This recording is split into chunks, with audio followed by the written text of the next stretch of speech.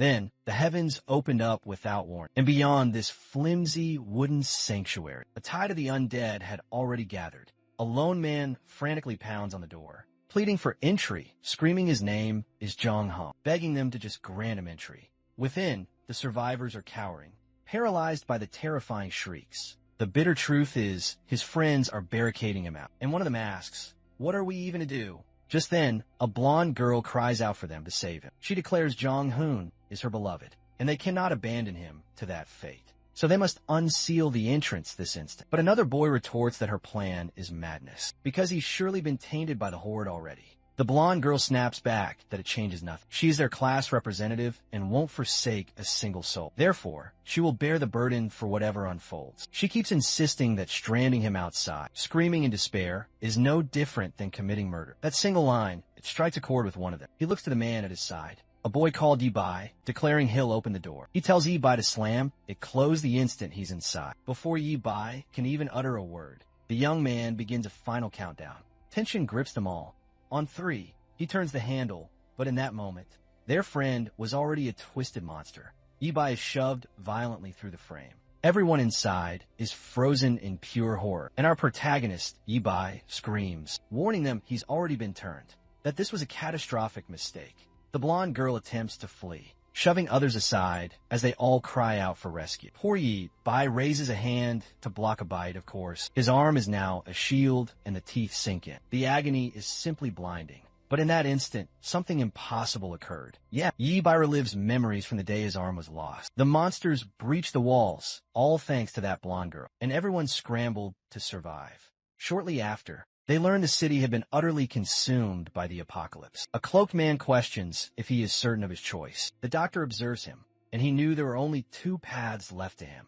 He grasped the door's handle, first to ensure his own survival, and second to enact his revenge. And now, he has returned to the present, to the exact moment before the door was unbarred. After surviving a lifetime in this hellscape, missing a limb, he was back at the very beginning. Outside, Jong Hung hammers on the door, pleading to be let in, and the blonde girl once more demands that they open it, proclaiming her status as representative who would never abandon her friends. Yi-Bai knows her as Lee Ruoxi and thinks, why does she appear so youthful now?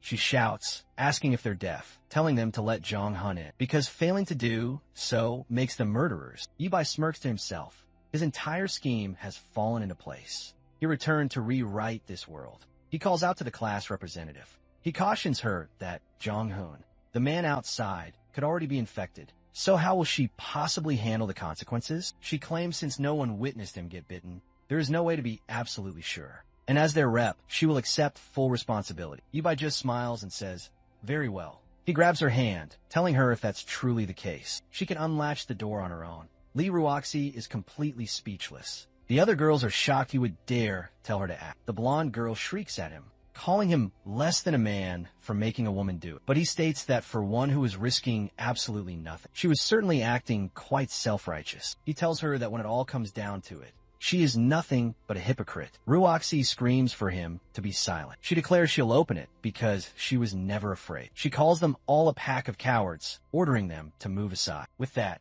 she seizes the doorknob.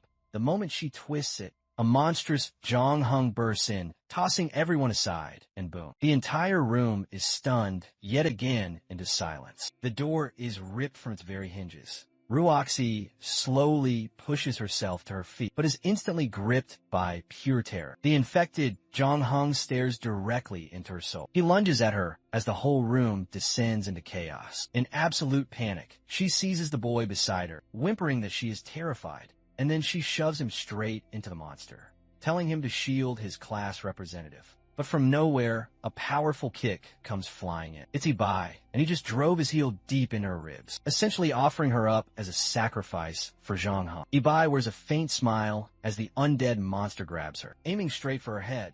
But just then, a figure with a screwdriver completely shatters the zombie skull. The girl is now coated in undead viscera, and Yi-Bai, he just watches on with a grim smirk. She stumbles out of the doorway, entangled with the corpse of a zombie, and looks back at Yi-Bai, pleading for him to come save her. But his only thought is how she created the living hell of his past. He simply hefts the shattered door from the ground and begins to barricade the opening. She screams out, "What are you even doing?" As he seals her fate outside, he turns and says to the others, "Why are you not blocking this door?"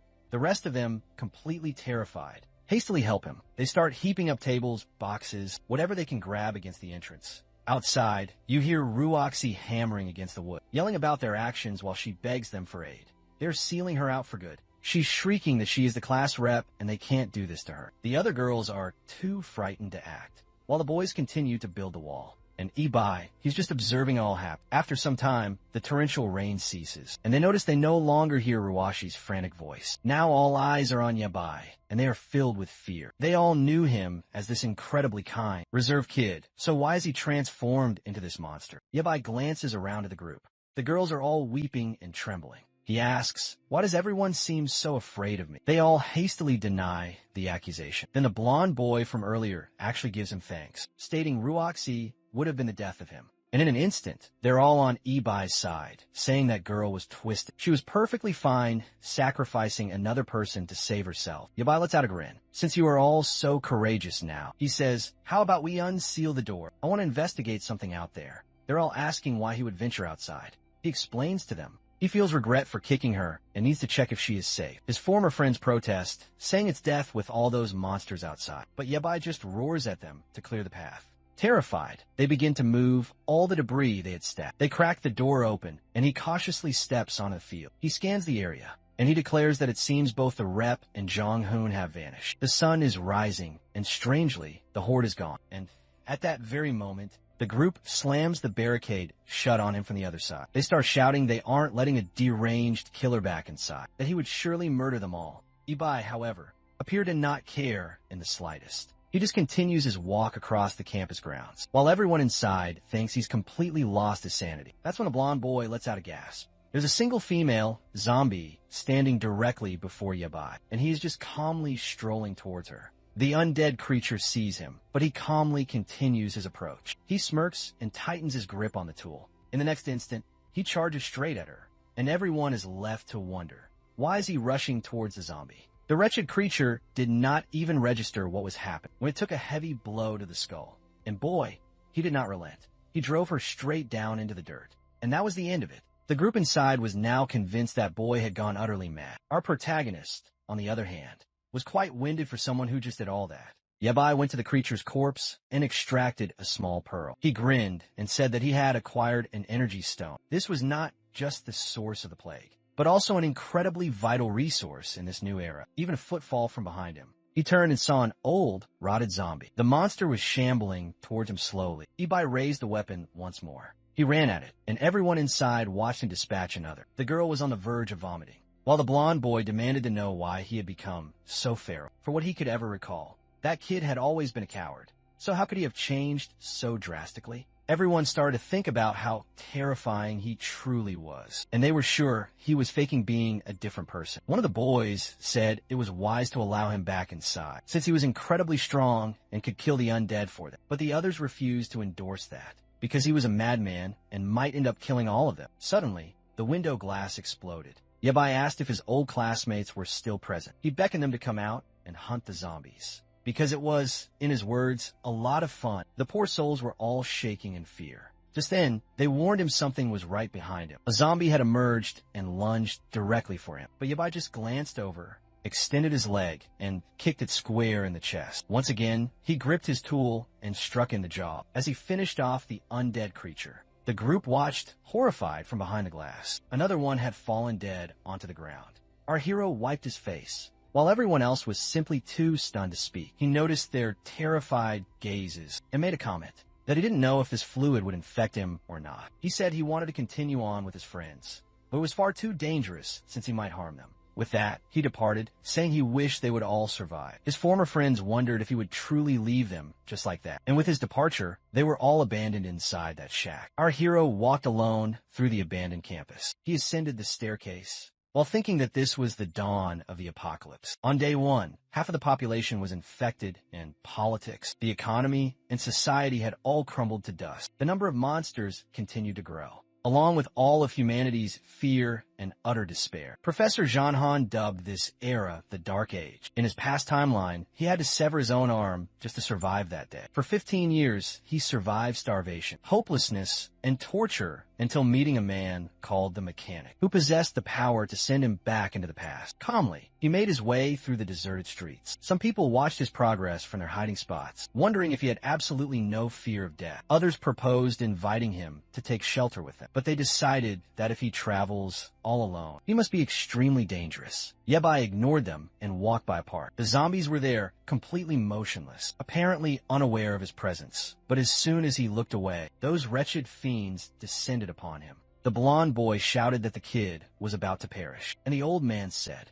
it was sheer madness to go searching for food in a world like this. However, Yabai merely cracked a smile, raised his weapon again, and struck the first one in the skull. One more powerful swing, and another zombie crashed to the ground. A brutal slam into the pavement. And the men watching wondered where all that bravery came from. But another person was observing him from behind a drawn curtain. The girl whispered that eventually she would kill that wretched man. What's this about? Our hero is slaying zombies. Why are you so mad at him, girl? After dispatching 3 of the creatures, our hero was drained, but then he detected something else, a swarm of crows approaching from behind. 3 additional zombies were drawing near. He instantly knew he couldn't face all of them. The zombies lurched toward his position, and he fled. He understood the earlier commotion had drawn a horde to this location. From inside of a different building, a punk watched, saying that kid was running directly towards them. That's when Ibai spotted a convenience store beside him. He began hammering on the metal door, crying out to be let in. He looked at the camera and said he needed help because he was being pursued by a massive horde of zombies. The old man on the other monitor said it was preposterous and no one would ever unseal the door for a boy like that. But unexpectedly, the security gate began to rise. At that very second, a zombie rounded the corner. It lunged at him and Ibai struck it in the head again. But an elderly woman was coming down the street and he hit her in the face with his weapon as well. He dove underneath the gate and tumbled inside. The zombies started pounding on the metal door. But for now, he was finally safe for a moment. And man, what he discovered was a fully stocked base. From behind a desk, a young girl was carefully observing him. Meanwhile, at the nightclub just next door,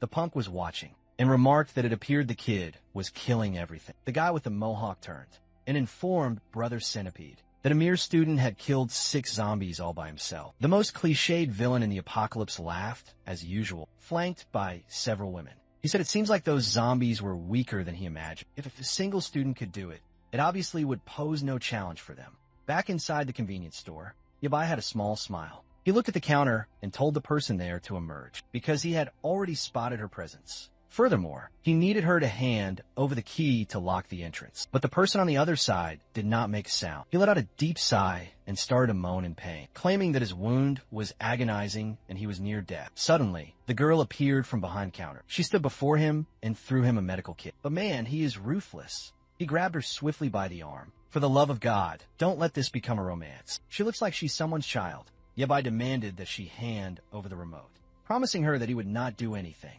She asked what remote he was referring to, but she was clearly clutching in her hand. He reached out for it and snatched it from her grasp. Immediately, she scurried away in a state of panic. She moved behind the counter and continued to watch him. Man, he kicked one of the store shelves, which startled the poor girl. He said she was a complete fool for trusting him when he faked his injury. Some time had passed, and a storm began to brew. Our hero was laying on the bed, completely exhausted. The same small girl was now tending to his severed arm. Obviously, Ibai was experiencing excruciating agony. After a short while, she said she was finished, and our hero thanked her for her help. She opened up the medical kit and said that the world outside was truly dangerous, and her father had ordered her to remain here. He could recover here, and later she would provide him with food. With that statement, she departed from the room. While he thought she was far too compassionate, she was the single person out of all the doors he had knocked upon who had allowed him inside. If not for her, he would have been devoured by those zombies lurking outside. But after some time passed, he heard her ask what some men were doing. This immediately jolted Yabai from his thoughts. A group of men were standing before the storefront, and the man known as Centipede thanked her for unsealing the door for his companions. Frightened, the young girl asked if they only wanted some food, because they were starving. He said that was precisely what they needed. And now, every morsel of food in this place belonged to him. She told them her father would be returning very soon. But the men said her father had already been used as bait for the undead. And now that no one was around, they could commence playing a little game. Yabai stood in the corner, listening as they extinguished the girl's life. After they pilfered the food, they tossed her corpse to the floor, calling her a simpleton. But now, back in the present timeline, he knew this time he was required to save her first. He needed to ensure she grasped how truly savage this apocalyptic world really was, even if that required her to see him as an evil person. He then knocked upon the door, and it appeared he was going to take this role quite seriously, because he instantly began to shout,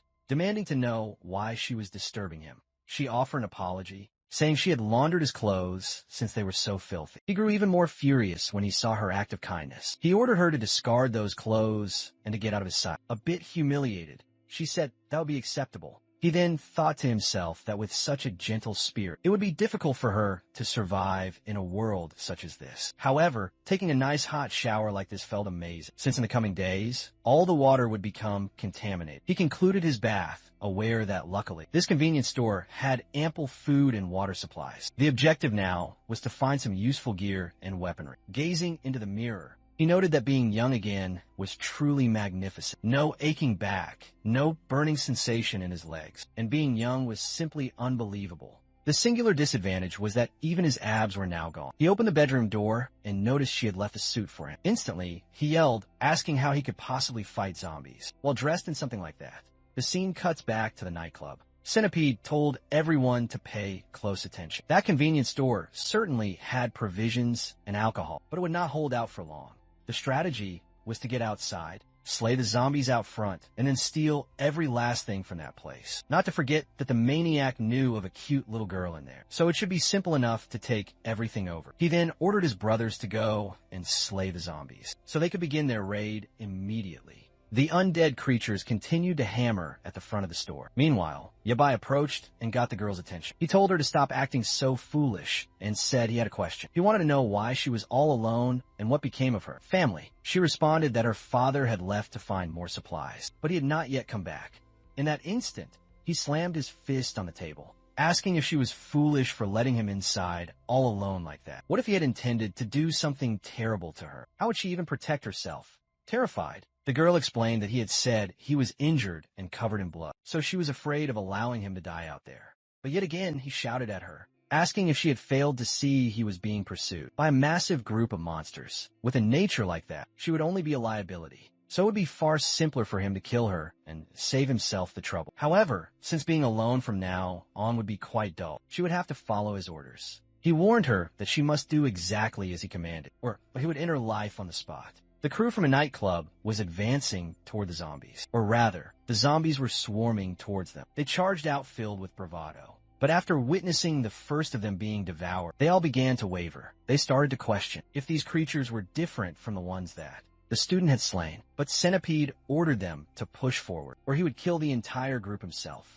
However, one of them broke rank and ran, yelling that dying to the undead was a more terrifying fate. Centipede then seized him by the hair, threw him directly to the zombies, and said, "Your final wish has now been granted." The fool cried out, "How could you do such a thing?" while he was being ripped to shreds. The remainder of the group was dispatching the monsters. The issue was that Centipede quickly saw there were too many, and they would be forced to retreat. The quiet had been shattered by the horde that pursued them. Meanwhile, the convenience store had become quite tranquil. The young girl climbed the stairs and delivered some ramen to our hero, stating she had prepared it for him. She also provided the hot water he had requested, but he ordered her to leave the area because she had done plenty. He warned her that unless he specifically called for her, she should not enter his room again. With that, she shut the door and he prepared his noodles. He began eating right away because he was completely famished. As soon as he tasted it, he became excited and smiled, saying that it was extremely delicious. However, our hero picked up the bottle of hot water. He started to get closer, and Centipede asked what he was doing. Our guy removed the cap and poured it directly on it. Man, his hand instantly turned red and began to blister. Centipede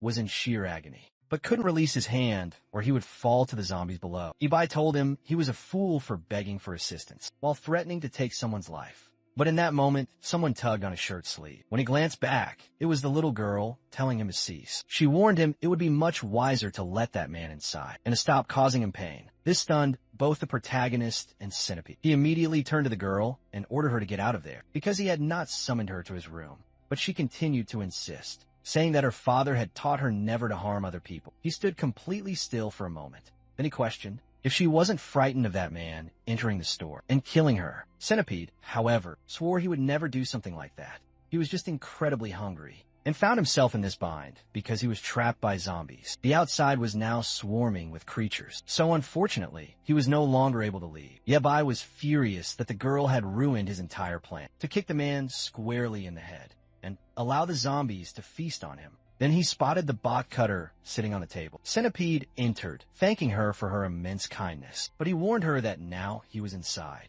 This was now his own domain, and anyone who dared to refuse his orders would have to die. Now the young girl understood she had made a grave error. The sky had darkened, and there were zombies all around. A bald man and a boy were barricading the door. It was the last survivors from the nightclub, and the bald man cursed that it was that bastard's Centipede's fault for leading them all into this mess. The girls were all crying out in panic, and they had no idea what to do, because by now that fiend was surely dead. The worst part of it was that the wooden door was about to splinter under the creature's assault. Outside, the bald man saw no possible way to hold this position. He shouted at the girls, telling them to help him block the door. But as he glanced at them, he thought to himself he wished he could have enjoyed them longer. But sadly, that was not going to be possible. The sole method of survival was to escape and leave them to die. Centipede stood directly in front of Yabai, smiling. He told the girl that she was quite cute, but far too foolish to believe he wouldn't kill someone. However, now that he was safely inside, he would offer her the opportunity to yield and become his slave. Then he looked to his side and said he must deal with the fiend, who poured boiling water on his hand first.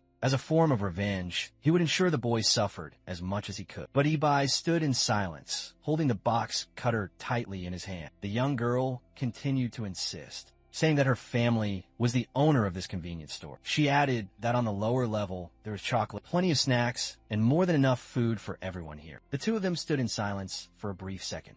The girl began to smile, saying they could all eat their meals together and live peacefully. Centipede completely lost his patience, lunging at her, asking if she was trying to mock him. But the sharp box cutter came in. In a flash, Yabai slashed deeply into the man's hand. Centipede let out a scream of agony, but Yabai spun the box cutter around, gripping it in a reversed fighting hold. Centipede managed to block his attack. Our hero had been aiming for his throat, but it was undeniable that the man was much larger, and he landed a powerful kick to Ibai's abdomen. Our hero was thrown violently backwards, and the girl collapsed to the ground with him, bleeding. Yabai crossed the room on his way to him. He lamented that this was the first time in his entire life that someone had angered him to this degree. Yabai was shocked that, with a single kick, the man had managed to fracture some of his ribs. At that moment, Centipede began to stomp on his leg. Our hero was in pure agony. Centipede demanded to know how he killed a zombie so easily before. Ibai said he would never reveal it, and the man replied that he was practically begging for death. He started stomping down on him,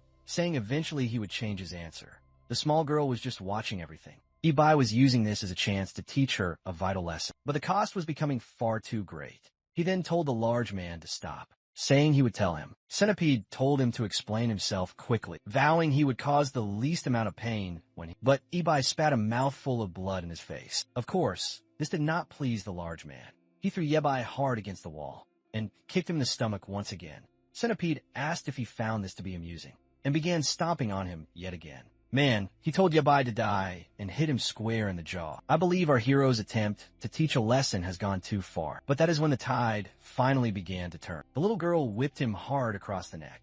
Centipede turned, asking what she possibly thought she was doing. He shoved her with great force, throwing her down to the ground and seizing the box cutter. He screamed out in a fit of rage, saying they were both going to die. But his time was finally up, and Ibai landed a heavy blow to the back of his neck with a stick. With that final strike, Centipede collapsed unconscious on the floor. Our hero was drained and could hardly keep himself standing. The terrified little girl asked him if he had just died. Seeing the large pool of crimson juice, she wondered if she had truly taken someone's life. Ibai then gently placed a hand on her shoulder. He told her it was all right because she had done what was required. Besides, that bastard was a truly evil man. Confused, she asked why he had behaved in such a way, when all she had done was attempt to assist him. But that's when Ibai informed her that bastard wasn't dead. She appeared excited and said that if that was true, she should try to save him. But our hero shoved her aside. He threw her out of the room and said he had never encountered anyone as foolish as her. He slammed the door, muttering that this girl truly angered him. Not to mention that the bastard had now soiled his entire room. He grabbed Centipede by his leg and dragged his body to the window. Then with a powerful kick, he sent him flying towards the zombies, and he fell down to the ground like a worthless piece of trash. And for the undead, it was a grand feast,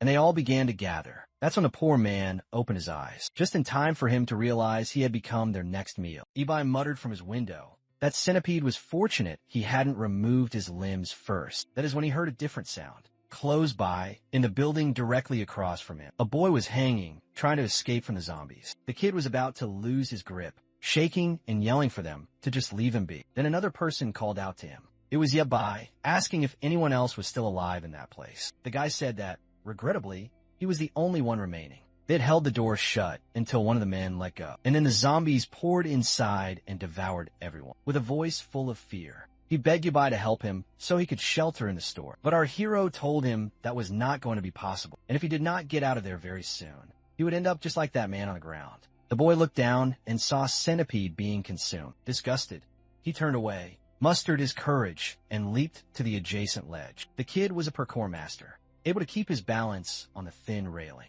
He ran across it as our hero just watched him go. He was quite disappointed that those damn zombies hadn't managed to kill them all. From a nightclub, some time went by, but the zombies still lingered right outside of that place. The window was shattered, and our hero opened his bedroom door. Outside, the little girl was still patiently waiting. He asked her what she was still doing there, and if he hadn't instructed her to go and take a bath. However, she peeked inside of the room and saw that the body had already been taken away. He told her not to stare for too long, but the man had already been moved to the first floor. The girl asked if he managed to escape. He replied that in the way he had tossed the man out, only a god would have been able to survive. She looked a little bit sad and asked why he had to kill the man like that. Even if he had been a terrible person, they still had a chance to help him change. But Yabai slammed the door right above her head. He asked if she was so foolish she hadn't learned her lesson. After everything that had just transpired, no matter what she tried to do,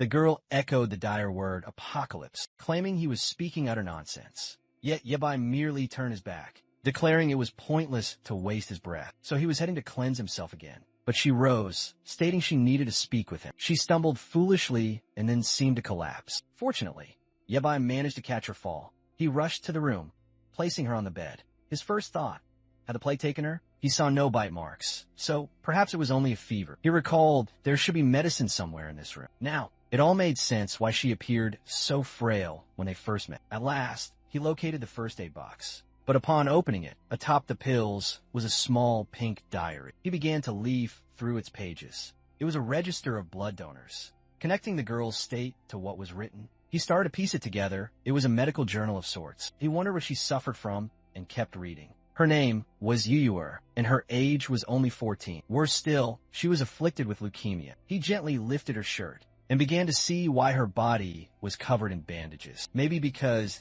she had been given so much. She always wished to give back to others. But tragically, that very compassion she offered the world was now extinct. That's when he reached into his own pocket and remembered he still possessed the apocalypse essences. He questioned if they would have any effect on this human sickness, but a deep fog was descending outside. The vicinity was still crawling with monsters. Fortunately, the night remained peaceful, and after a while, the dawn began to break. The undead were all standing perfectly still, but for some unknown reason, the sun drew their gaze. Sometime later, Ibai finally awoke. He dozed off on the table and was shivering from the cold, but he quickly realized he was being observed. When he turned, he saw Yuyuer standing just beyond the doorway. He found it peculiar that she was already awake and inquired if her condition had improved. She remained silent for a long moment. Before she could even respond, he ordered her to go and make some coffee. As she departed, he told her to wait for a moment. He instructed her to gather equipment and supplies because they were going to venture out to find her father. Yuyuer appeared somewhat bewildered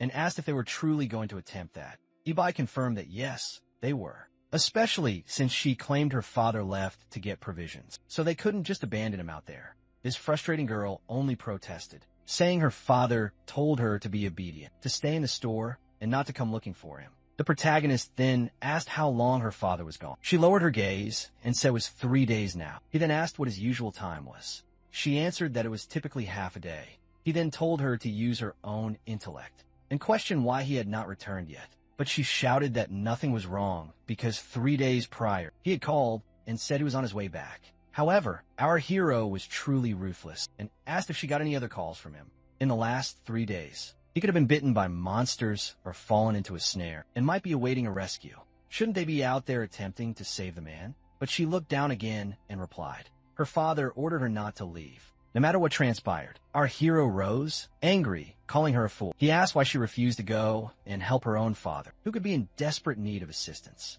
Why was she so willing to save that criminal before, but refused to go out and find her own father now? And he told her to realize he was not asking for her permission. He could enter right here and venture out all by himself. But because she had saved him, he would first find her father as repayment. He commanded her to stop her whining and pack her belongings, because they were departing now. The poor girl fled in a panic and nearly tumbled down the stairs. Yabai was becoming drained from these pointless conversations. Outside, the sea was in ruins, and the zombies still stared up at the sky, until abruptly, they heard a noise coming from behind them. A large jeep was speeding down the road. Man, these pathetic zombies think they can stop it with their hands. Yeah, right? It grabs them by the torso. They all go flying to the sides, completely obliterated.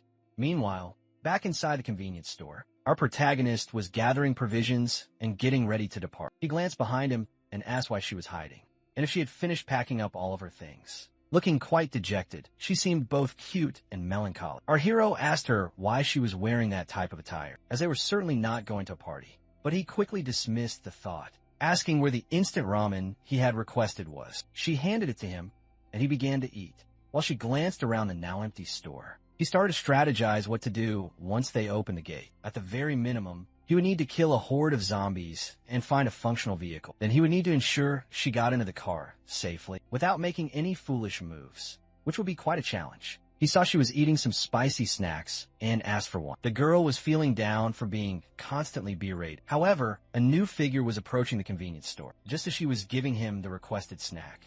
They were standing there when in the next instant, everything was thrown into chaos. The place was a total wreck, and Ibai wondered if it had been a powerful earthquake. But a huge vehicle had smashed halfway into the store. The protagonist was completely shocked, wondering why something had breached their safe haven. The car just sat there, and then suddenly, the door swung open. A man in tactical gear stepped out and started to laugh. A bald, heavy man said he was lucky to have found a supply store. He kicked a nearby zombie and then stomped on it, saying that a good monster was a dead monster. He made his way towards the store, stating it was time to finally fill his stomach. As soon as he entered and saw the shelves of snacks, his eyes completely lit up. He immediately got down, licking his lips and saying he had discovered his favorite kind. The city's center was completely barren, so he traveled out to this remote area and apparently struck gold. But that is when the box cutter made its appearance. Yabai warned him to drop everything he held and to not make a move. The last pest that had entered had already been dealt with, and he would not hesitate to deal with another.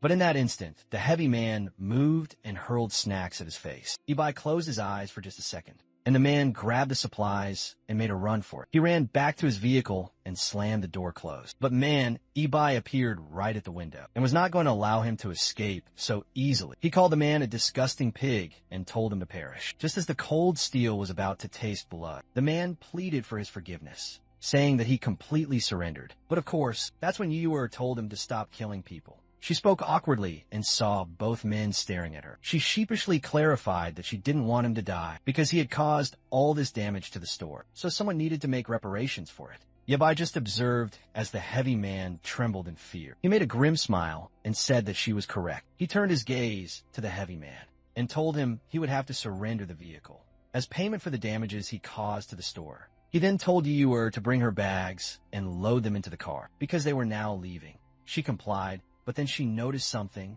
The heavy man offered an apology, saying he had only broken the door because he was starving and was unaware they were inside. Then Yuyur stepped out with her bags and was startled. There was a massive horde of zombies approaching due to the crash. The heavy man was completely terrified, wondering why there were so many of them, especially since he had just eliminated a large number. Yuyur quickly scrambled inside the vehicle. Yabai closed the door, and the heavy man told them to strap in. He immediately slammed the gas pedal because multiple zombies had already latched onto the vehicle. Yuyur clutched her seat as the truck plowed over everything, and the heavy man hit the accelerator hard. Man, he was tearing his way through the city, but the bastard seemed to be really enjoying it. He was even drifting as if he were in some kind of action movie. Yabai ordered him to drive with more care, or he was going to receive a nice gash to the neck. The heavy man tried to give an excuse that they needed to dispatch the zombies first, or they would be unable to pass through. But that's when our hero asked Yuyuer what address her father had gone to for provisions. She said that during his last message,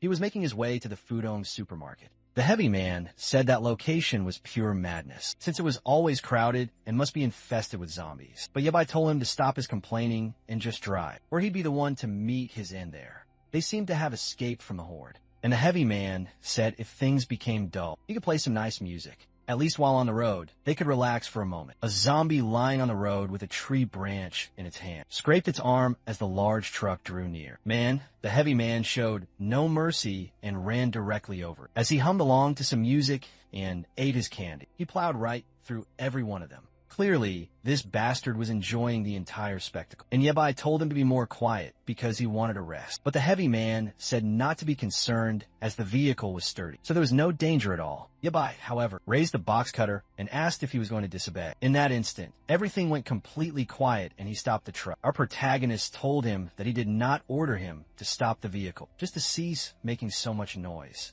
That is when the heavy man noticed the gas tank was empty. Yuyuer and our hero cried out in sheer frustration. He cursed the bastard, who then offered an apology, claiming he forgot there wasn't a gas station nearby. He began eating as fast as he could, saying that if he was fated to die, he might as well perish with a completely full stomach. Yuyuer, on the other hand, began to hear some strange noises approaching them. A massive zombie appeared just outside of her window. The truck had stopped directly in front of Public Park. A new horde of zombies was starting to encircle them. The protagonist knew that even if the truck held up, they were all going to die trapped inside this steel coffin. But that's when a large knife behind his seat captured his attention. The zombies were hammering against the glass window. Suddenly, someone kicked open the door, sending it flying from its hinges. Yabai calmly exited, and the zombie moved towards him. He unsheathed the machete and sliced clean through another one. Inside, Yuyuer was terrified as she watched the whole scene.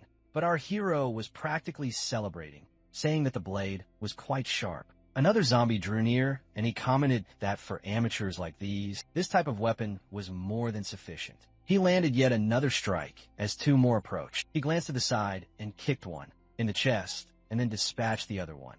The heavy man inside the truck was completely stunned. Watching it all, another massive zombie fell to the ground. He could not comprehend that this student was so powerful. Even Yuyuer was thoroughly impressed. The hero banged the handle of the knife on the truck and ordered the heavy man to get out. The heavy man was utterly petrified, but our hero warned him that if he remained inside, he would perish sooner or later anyway. There were other vehicles parked outside, so maybe they would be fortunate enough to find some fuel in one of them while he took care of the zombies. The heavy man was supposed to begin siphoning some gas. He reminded him that he had been singing for the whole ride, so he had better know how to operate a vehicle. Yabai told Yuyuer to remain in the truck and not to move, as it was far too dangerous. Yabai then told the heavy man to come along with him. The heavy man, still not fully prepared mentally, said that they required some more time. But in the following second, Yabai had already killed the first zombie. The poor heavy man could not believe that this boy had no fear at all. Yabai advanced, slicing his way through another one. He looked back and told the man to pick up the pace. But then the heavy man recalled that there were some gasoline cans in the truck's bed. He understood how useful Yabai was and wanted to exploit him further. Yabai dispatched yet another zombie. He glanced back and asked what the man had said. Embarrassed, the heavy man said he had been in shock and completely forgot. But if they could wait a moment, he filled up the tank. Yabai told him to wait and handle that later. The heavy man was utterly confused. Our hero said he required help gathering something. He opened his palm, revealing a bright green pearl. He explained that they were located inside the brains of zombies, and while he killed them, the heavy man was supposed to retrieve them. The poor man, who had never done such a thing before, started to break out in a sweat. But Yabai said it was simple and showed him how it was done. He swiftly demonstrated the entire procedure and asked if the heavy man understood him. Obviously, the man said it was far too disgusting and he would rather stay in the truck. Yabai warned him that if he returned to the vehicle, he would just end up as ground beef. The heavy man then asked how he was supposed to do it with no knife. Our hero told him to use his bare hands, saying he was going in, and if the man did not assist, he would be killed as well. With that, Yabai took a step forward and eliminated another zombie. The heavy man, disgusted, approached the very first zombie. He ran back to the jeep, grabbed a crowbar, and prayed for his own protection. The protagonist said they had no more time to waste and told him to begin collecting them immediately. But the heavy man, hesitant, wondered if the zombie was actually still alive. He struck it and then went to retrieve the pearl, impressed that it was much easier than he had anticipated. There really was a small crystal deep inside. He never would have thought the human head could create something like that. He then asked Yabai if they were worth a great deal, but Yabai just ordered him to be quiet. The heavy man began to wonder that maybe this was the reason humans had transformed into zombies, and he questioned if he should keep a few. Meanwhile, Yabai was dispatching yet another group. After a short while, he said that was sufficient, and they wouldn't concern themselves with the ones farther out. He thought to himself that adapting to this new body without any training was quite arduous. He turned and asked the heavy man how many he had retrieved. The heavy man was proud, saying he had gathered several. He said it was fun, and Yabai told him to clean and store them. Then it was time to fill up the tank so they could get moving. Yabai then went to check on Yuyuer. However, her illness appeared to have relapsed once again. He was alarmed and quickly grabbed her arm. Calling out her name, he placed a hand upon her forehead and saw her fever was much worse than before. He started a search through her travel bag, remembering that they had taken some medicine and water. The heavy man appeared and asked what was the matter with her, but Yabai told him to be silent and to fill the gas tank. After some time, she seemed to have stabilized slightly. The heavy man suggested that perhaps it was because she had been in the sweltering car for too long, and he asked if she felt any better. Yabai, not in any mood for small talk, threatened him once more. He said they had lost valuable time because the heavy man had pretended they were out of gas, and if he concealed anything else, the next person to meet their end would be him. The heavy man immediately offered an apology, vowing he would never hide anything from him again. Yuyuer seemed to awaken, and the truck continued on its journey. After some time, the heavy man praised our hero's swordsmanship and asked him what his name was. Our protagonist replied that it was proper to give your own name before requesting another person's. The heavy man said his name was Zhao Heng, and he was the owner of a workshop in the city. His friend had left this very truck at his shop for some repairs and never returned to retrieve it due to the apocalypse. Then our hero stated his name was Yabai, but abruptly, Zhao Heng slammed his foot on the brakes, and our hero had to brace himself as he drifted on the road. The protagonist immediately threatened him, demanding to know why he did that. Zhao Heng explained that the entire road before them was blocked by burning vehicles. The problem was that Yuyuer was still visibly trembling. At least now, she had managed to sit up. When she looked out of the window, Yabai said it did not appear, like they would be able to reach the side where her father was. Yuyuer just watched on in silence, with not much else to say. The heavy man mentioned that there was an alternate route, but it would take a great deal longer, and he asked them if they still wanted to attempt it. Yabai replied in the affirmative. But first, they would need some new weapons and gear. He asked Zhao Heng if he knew where they could find an electrician or a weaponsmith. Zhao Heng thought for a moment and said he knew. He told them to relax. He would take them there right now. He had a close friend from his hometown who was a highly skilled and experienced blacksmith. This talk about a blacksmith captured Yabai's full attention. Zhao Heng said there was a high probability the man was still alive, and even if he were not, there would likely be a great number of items at his workshop. The machete he was holding was personally crafted by this man. Yabai thought it would be absolutely perfect to have plenty of resources to create a formidable weapon. Zhao Heng then began to recount stories about the times he and his companion had spent together, but Yuyuer told him to be more quiet, as our hero had dozed off for a short while. They traveled across the bridge into a different section of the city. Zhao Heng exited the car and stated, "Finally, the airplanes have made it." Many years had gone by, but that area still looked exactly the same. Our hero asked if that place wasn't just a garbage dump, and said this trip had better be worth their while, or Zhao Heng would be buried in this place. But as always, they would need to clear the area out before they could enter. Yabai asked Zhao Heng if any of those zombies resembled his friend. Zhao Heng appeared to be uncertain, and our hero just told him to go and collect the pearls, but then someone told him to wait a moment. It was Yuyuer from the truck, saying she wanted to help them, but Yabai told her she risked collapsing or being bitten, which would only be a hindrance. But she insisted, claiming she was fine now and would be very cautious. Zhao Heng said that since she was being brave, he would do the digging and she could gather the pearls. Yabai warned that if they were to be bitten, he would not hesitate to cut them down. Yuyuer noticed that Yabai did not feel any remorse. With that, he began to slice his way through the zombies. Meanwhile, the heavy man was retrieving the pearls and chatting with Yuyuer, who was placing them into a small bag. But we see that from a building nearby, Someone appeared to be watching them through a pair of binoculars. A man smoking a cigarette was observing everything, and he seemed very angry. At that moment, another man entered the room, calling for Brother Lu Man. Brother Lu seemed to have PTSD, and there's no question. He had already eliminated another man.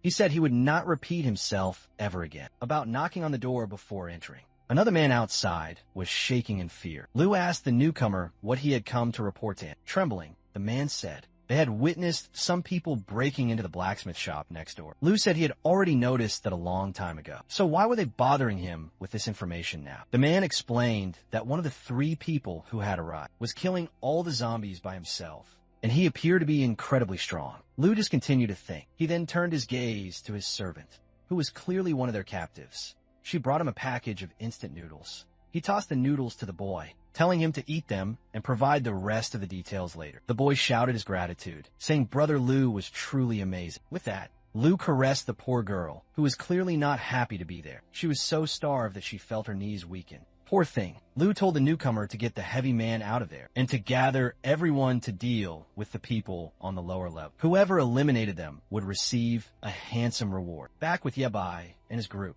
they had finished killing every last one and just needed to retrieve one final pearl. He told the heavy man to check the perimeter of the house while he looked inside. He kicked down the door and discovered a fully stocked blacksmith's workshop. As he cautiously made his way inside, he inspected each piece of equipment. He saw the anvil, and the most peculiar part was that the forge was still burning. So someone must have been here very recently. The heavy man then commented that the house did not appear to have any damage, but he had no idea where the blacksmith had disappeared to. Our hero told him to bring some pearls and materials from the truck. He also instructed him to go and sharpen his blade. The heavy man wanted to know why he did not just take the weapons hanging on the wall, as they were already completed. But Yabai explained that in just 1 week, those types of weapons would become completely useless. Zhao Heng instantly realized that the young man was planning to forge a brand new weapon. Yabai told him to hurry up and bring him the damn pearls. Zhao Heng complained, saying his new companion was too impulsive. Yu then asked him what she should do, with the forge burning hot and the pistons working. The first skill of a mechanic was, of course, construction. He placed the steel pipe into the flames and began to hammer away. Zhao Heng just stood behind him, watching everything. I'm impressed that someone so young knew the art of blacksmithing. Our hero told Zhao Heng to pour all the pearls into the crucible. The heavy man complied, and Ibai placed them into the fire, where they immediately began to melt. After a short while, everything had turned into a shimmering green liquid. Seeing the powerful aura rising, Zhao Heng realized it looked like some strange form of magic. Ibai then took a box cutter and opened a bottle of strawberry juice, pouring it into the now melted pearls, which started to combine together. He then took the liquid and poured it over the blade, which began to fuse. Zhao Heng stood there, just observing everything. Our hero resumed his hammering, and as he worked inside, the herd outside. Of course, this attracted Brother Lu's entire group. The man from before was completely scared to death, but the man with a very strong jawline was excited to acquire a lot of new resources by killing these weaklings. Another man with long hair said the greatest prize would be spending some time with someone named Iguan. However, the man in the polo shirt stated, there must be a good reason Brother Lu wanted them to kill this boy. The best strategy was to wait until darkness fell, when their defenses would be lowered, and then they could finally launch their surprise attack. Back in the workshop, Ibai was busy with his craft, and the kid was truly creating some sort of futuristic mechanical device. Zhao Heng was beginning to think. Our hero might be some kind of brilliant engineer from the top university in the entire country. Ibai would complete a single piece and return to forge another. From the water, he pulled out the first finished component. The heavy man looked at it and said the lightning pattern was so cool. Ibai just smiled and said that all the components were now ready. Now, it was time to unleash the true power of a mechanic. Meanwhile, Yu placed the noodles on the table and began preparing to eat. Happy to be with Yabai, because at least she finally felt safe. Suddenly, someone clamped a hand over her mouth. It was the perverted, long-haired man who said he was taking her to a different place. But Yabai seemed to have heard something just before that. Inside the workshop, he had been sharpening the new blade. He fitted it into a mechanical housing and placed it on the table. Zhao Heng, curious, said he had only seen one of those in the movies. Yabai grabbed 2 large cables and said it was time to activate. He electrified the weapon, and it lit up with a brilliant green glow. The generator in the workshop was already sputtering, and the heavy man was truly impressed. Our hero declared the Tier 2 blade is forged. Zhao Heng wanted one for himself, but then they heard Yu Yuner's voice from just outside. The next second, they were running to see what was happening. They came face to face with Brother Lu's entire gang. Ibai saw Yuer unconscious in the man's arms, and his expression became as cold as death.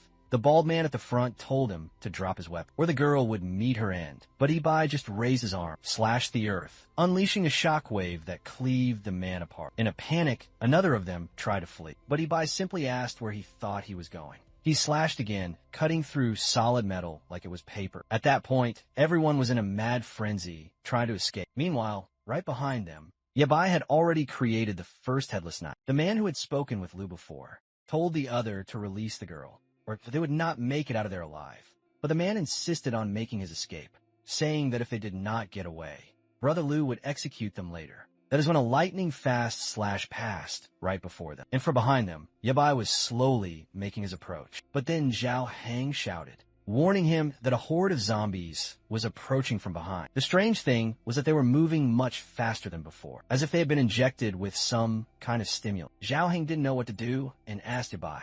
He gripped the handle of his new blade, slashed at the zombies, and started to cut them all down. Next to him, Zhao Hang was just watching completely in awe as Ibai unleashed a devastating flurry of attacks. The problem was that, obviously, the two bastards were escaping. Zhao Hang then pointed out that they were running to that building. Ibai said, of course, and told the heavy man to stop just standing there, and to give chase to them with the vehicle. The heavy man scrambled into the truck, saying he understood. As he sped off, he saw that Ibai was still busy dealing with a lot of zombies. The mission to rescue the beautiful damsel now fell upon him. The men heard a noise coming up from behind them.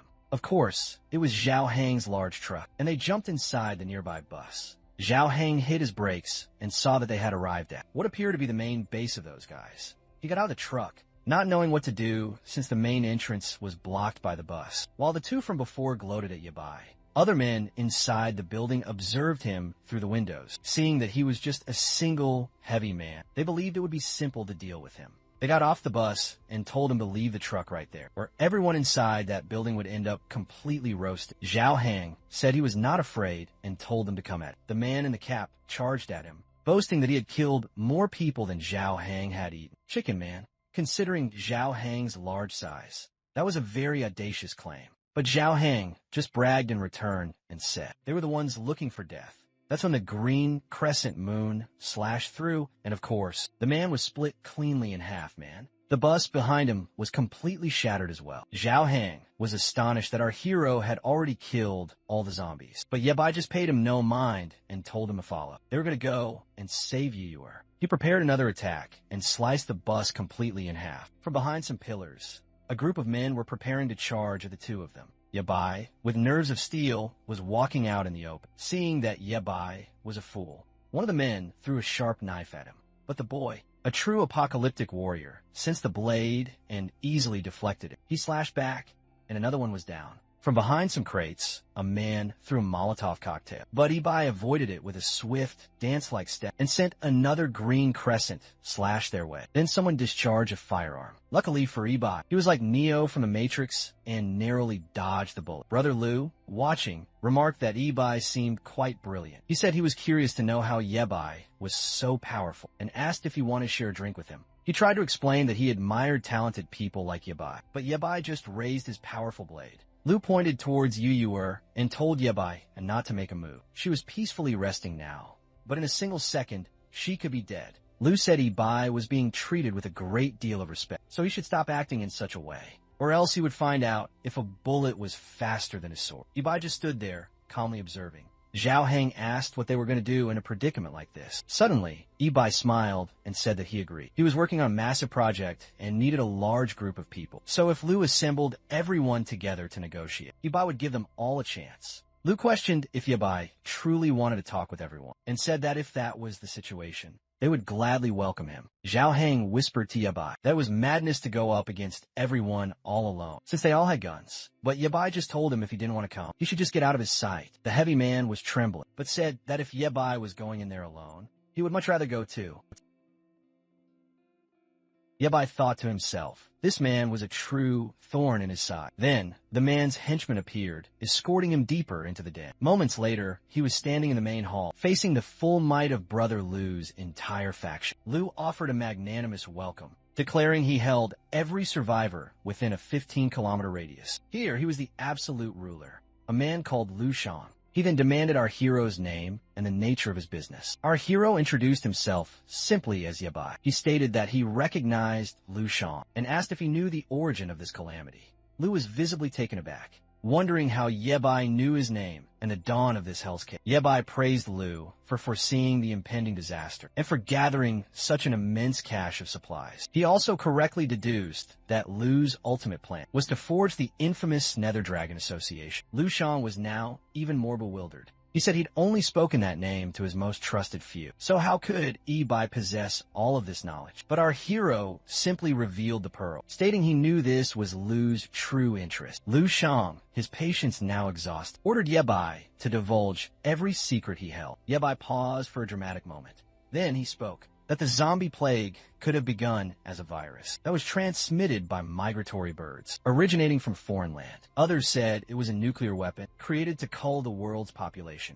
And the wildest rumor was that an alien meteor had struck, unleashing an extraterrestrial pathogen on Earth. Yabai stated he knew Lu Shang had heard of these three theories, which is why he moved his city center operations to this completely isolated stronghold. Lu Shang confirmed he knew a hidden truth about the virus. He produced 2 shimmering pearls from his pocket and admitted he didn't know why they manifested within the skulls of the undead creatures. But he deduced Ibai's grand ambition, and the strange sword he wielded were somehow connected to it. Yabai affirmed this, but said he required aid with a few matters. Lu Shang consented, but demanded to inspect the sword first. Our hero began to present it, but Lu Shang gestured to the captive girl beside him. No one wanted to see a tragedy unfold. Yabai fell silent, reluctantly passing over his blade. But the moment Lu's henchman touched it, he nearly buckled under its weight. He brought it to Brother Lu, exclaiming it was impossible to wield something so massive. Lu dismissed this and attempted to lift it himself, but when he realized he couldn't even budge it,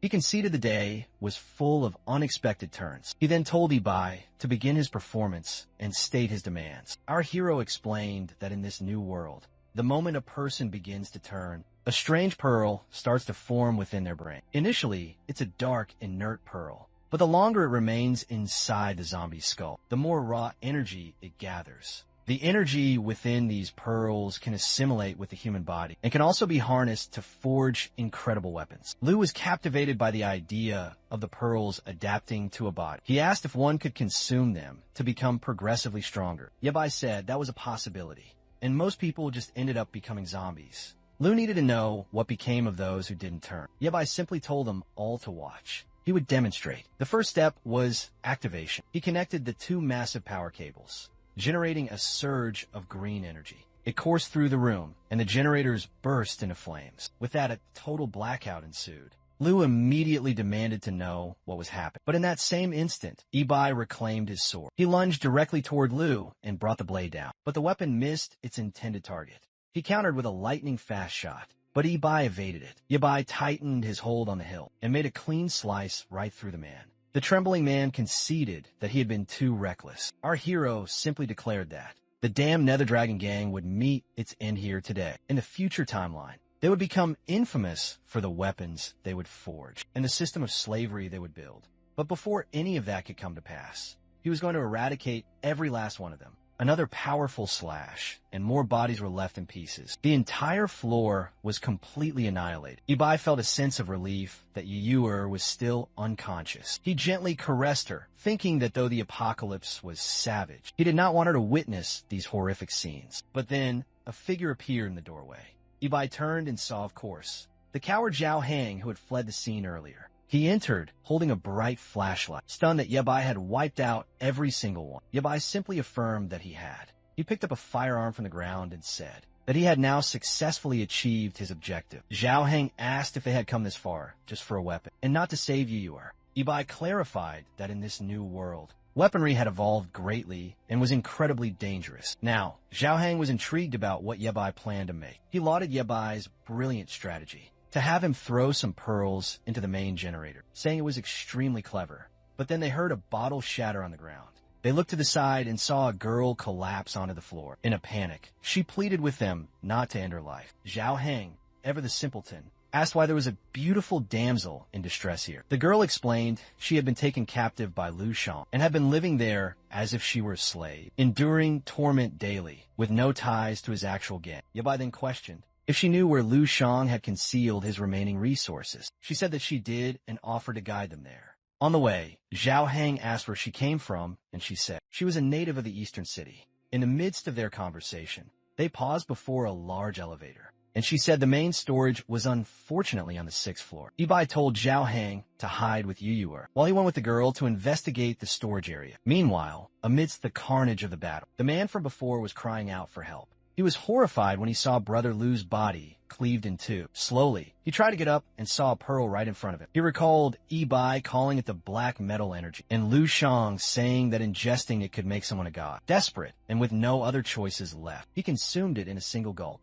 His pupils shrank, and veins bulged all across his body, as he started to convulse in sheer agony. Lightning flashed outside as Yuyuer awoke inside the room. She asked Zhao Heng about their location, and he simply told her to remain calm. He clarified that she had been abducted earlier, but he and Ibai had already rescued her. At that moment, Ibai walked into the room, seeing that she was now conscious. Zhao Heng asked if they had found anything of value, and Ibai confirmed that they had, but it would require until the next day to move it all. Zhao Heng then asked what happened to the girl, and Ibai explained that when he entered the storage room, she began to flee. He found it strange that she ran off, especially since a storm was raging outside. Ibai simply told him to forget about her, because he needed to get some sleep and recover, as the streets would be swarming with zombies. Now, the scene cuts to a girl taking a shower. She was calmly unwinding when a man appeared, saying that since she had mutated and was in his home, she needed to learn that nothing in life is free. He began trying to force open the door, telling her that aside from her body, she had absolutely nothing to give. She began to cry out for help, but the man said that with the heavy rain outside, no one would be able to hear her. But then the door splintered open. The man was shocked and went to investigate what happened. But boy, he made a very grave mistake. The girl heard a scream, and upon looking, saw that the man had been killed by a massive creature. The fool was thrown hard against the wall, and the blonde girl shrieked in absolute terror. The creature stood motionless, staring right at her. It began to extend its massive arm, and in her terror, she begged it not to come any closer to her. The monster hesitated for just a moment. It saw its own reflection in the mirror and crashed to the ground, crying out that it was not a monster. It began to question why it had transformed into this. The creature slammed its fists on the floor, yelling it didn't want to remain like that. The blonde, completely bewildered, asked who he was. He explained that he had been shot, but had ingested a zombie pearl, and his body began to mutate. The blonde was baffled by this talk of humans transformed by consuming the black metal from the pearls. The guy said that someone by the name of Yabai had explained it to him, saying he had retrieved the pearl from a dead monster's head. The blonde seemed to recognize the name and rushed toward him, asking if he had truly spoken the name Yabai. The deranged girl suddenly became quite brave, demanding to know Yabai's current location. The monster said that Yabai had recently come to the southern city and had massacred everyone in a building. It seems this blonde was the very same one from the beginning, and she declared her desire to kill Yabai.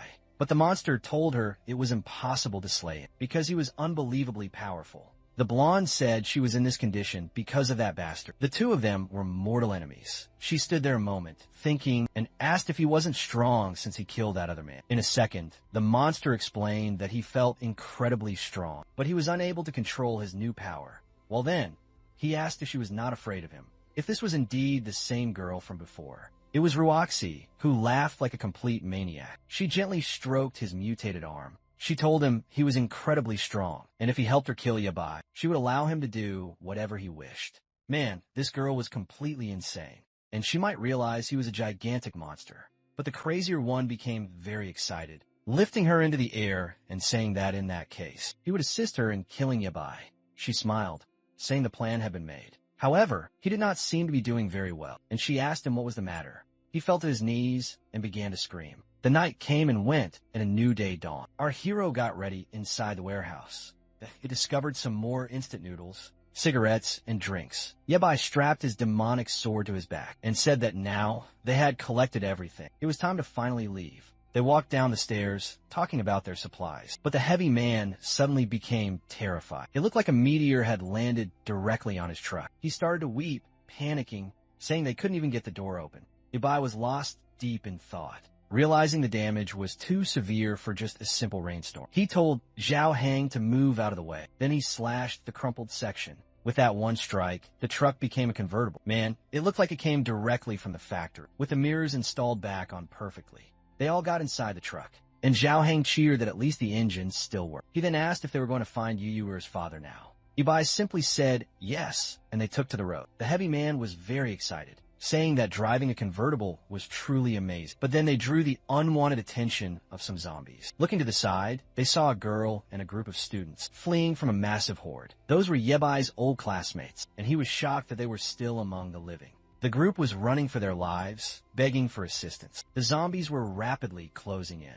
And of course, one clumsy girl stumbled and fell. The creatures were just about to get her when a green crescent slash cut right through everything. The students were completely stunned. They were even more shocked when they saw Yebai approaching. He smiled, saying he found his classmates once again. They all started to thank him, saying they were sure they were going to die. The blonde man remarked on how strong Yebai had become and asked him where he had obtained such power. Yebai ignored the question and asked where they were headed now. The blonde explained that after they escaped from the school, they heard about a safe camp being set up on an island, but many of them had been eaten by zombies on the way.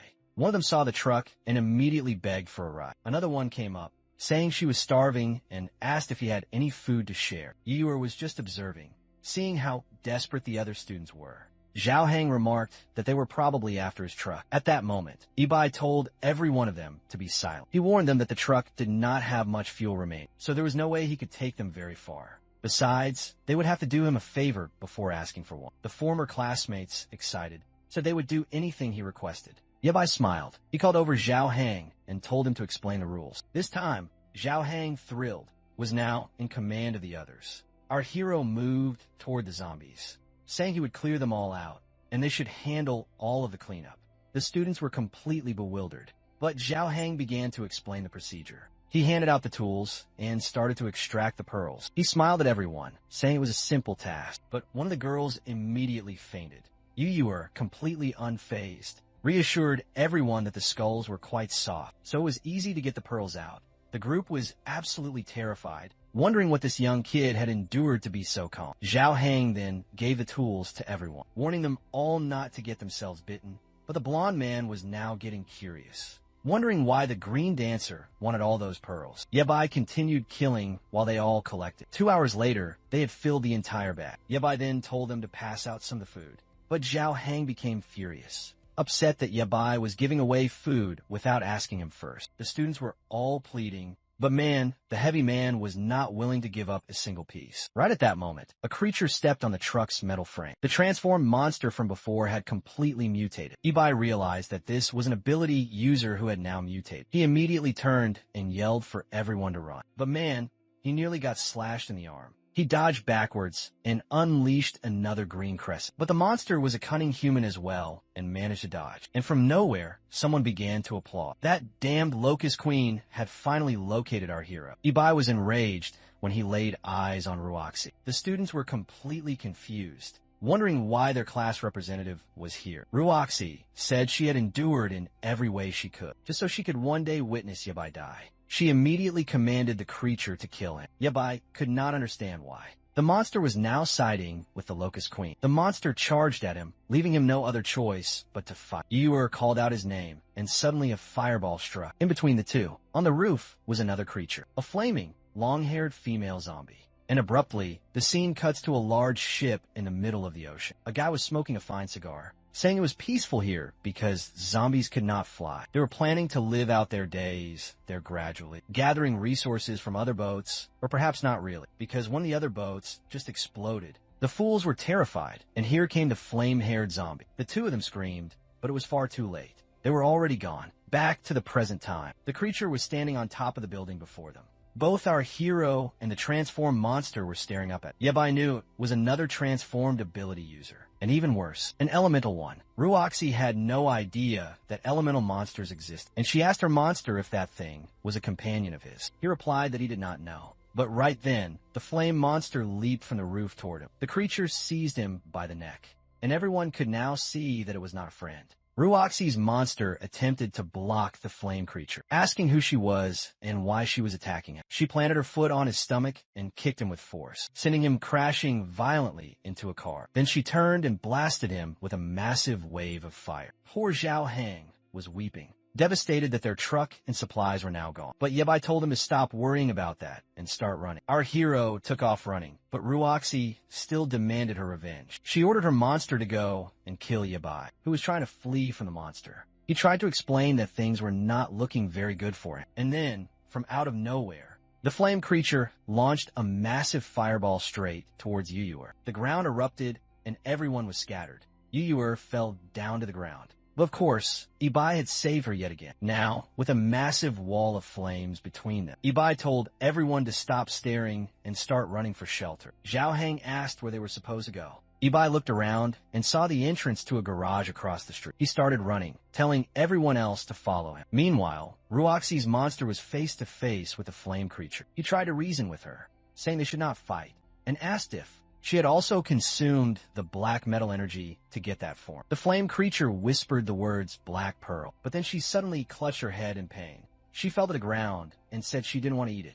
She explained that she had been restrained to a bed and was forced to consume it by a group of lunatics. She wanted to kill them all, and whoever kills gets the ashes. Ruoxi's monster said he had been forced to consume it as well, and could understand exactly how she felt. But Ruoxi was not interested in this conversation, and told them to hurry up, because Ibai was now escaping. She crossed her arms and sarcastically asked how they were going to get their revenge if they allowed him to leave. The monster reassured her, saying he could still track Yabai's scent. The flame creature asked who this person was that they were so desperate to locate. The black monster clarified that Yabai was someone who knew about the pearls. Perhaps he also knew how to return them to being human. The flame creature, thoughtful, said that if there was a way to become human once again, she would join their cause.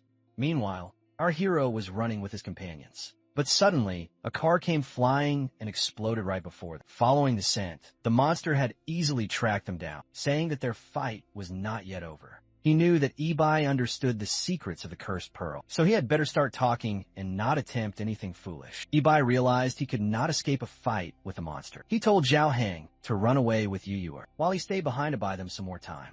But they soon came across the flame creature. Zhao Hang said that unfortunately, they were completely surrounded. Ruoxi began to laugh, sitting cross-legged on the car, saying there was no escape. Now, Ibai was growing tired of this damned woman. He told his friends to hide and not to come any closer, while he dealt with the two creatures. The black monster came charging straight at him. Ibai braced himself and leaped backwards. He pulled out his Glock and fired a shot. Ruoxi, the fool, got hit in her shoulder. She cried out in agony. The black monster was stunned. He thought Ibai was going to shoot at him. And if you thought our hero was done, you are wrong. He fired another bullet into her stomach before the monster could jump in and protect her. Ibai followed up with a powerful green slash, and the monster had to throw himself in the way to shield her. Just then, the flame creature attacked him from behind. She set the area ablaze. But Ibai dodged to the side, and she sent a firestorm his way. But he was able to deflect it with his new sword. Meanwhile, Yuyuer and Zhao Hang were watching. Yuyuer pulled a hatchet from her bag and threw it at the flame creature, but just bounced off of her head without doing any damage. The creature turned around, and Zhao Hang asked what she had done. But with that brief distraction, Ibai nearly landed a blow on the creature's head. However, his true target was the water pipe above, which burst and sent water raining down upon the flame creature, dousing her. With that, Ibai seized the opportunity and slashed right at her. She screamed in pain for a brief second, but Ibai pulled his sword back and almost struck her foot. The creature tried to escape, and Ibai was face to face with the black monster once again. The monster warned Ibai that he would pay for this in the future. Worn out, the two creatures fled from the scene. Man, Ibai made every single one of them run away. But exhausted, he collapsed down to his knees. Yuyuer asked if he was now hurt, but he said no. He was just relieved that they had all survived. Two ability users in a situation such as that. The heavy man asked if he knew the origin of these new creatures. Ibai remained quiet for just a second, before explaining what occurs when some humans ingest those pearls. Most of them become zombies, but there's a small possibility that some will become a type of creature, known as an ability user. The problem is that this only happens once in 10,000 cases, and it is even rarer for them to keep their own consciousness. Zhao Heng wanted to know how Ibai already knew all of this. The protagonist replied that he would explain more about it later, but their current objective was to figure out where to go next. Zhao Heng then recalled that they were without a truck or food. Ibai found this very strange, because the apocalypse seemed to be advancing much more quickly than it had in his past. And before things became even more dangerous, he needed to create much stronger weapons. Outside, it began to rain once again. And the worst part was that the truck was truly destroyed. Zhao Heng began to cry, saying that at least they could salvage a few of the resources. And the worst of it all was that those damn monsters had thrown all the cars before the garage to prevent them from making an escape. So now they had none. He handed a coat to the two of them, saying that, unfortunately, it was the only thing he had to shield them from the rain. Our hero then asked Yuyuer what the problem was. She said that she had actually been to this location before, because an old friend of her father's lived around here. She pointed toward a mountain, saying if they followed that path, they would arrive at his home. The big man asked who this person was, and if he was still alive. She said he was a bit odd, but he was a good person, or at least she hoped that he was. His house had extremely high walls and lots of computers and food, so he was likely still safe. The big man asked if that guy had a cyber cafe in his house, and our hero said that since he was a friend of her father, maybe her dad was with him too, so it might be a good idea for them to go and investigate. However, the horde of zombies was approaching from behind again. Yebai said he would clear a path, and they would follow right behind it. Meanwhile, the other large monster was also killing a bunch of zombies. He went up to one of them, and he said it seemed like enough, and jumped onto the building. The fire monster girl was hiding from the rain. He came in from outside and called out for Ruoxi. She was almost on the verge of passing away. He said he brought some more pearls, and she told him to hand them all over to her quickly. But the monster asked if she was certain she wanted to eat that. She told him to just hand it over and get the hell out of the room, man. The big monster got roasted like a complete fool. He respected the girl. The fire girl asked if she had consumed it, and he said she seemed to be hesitating.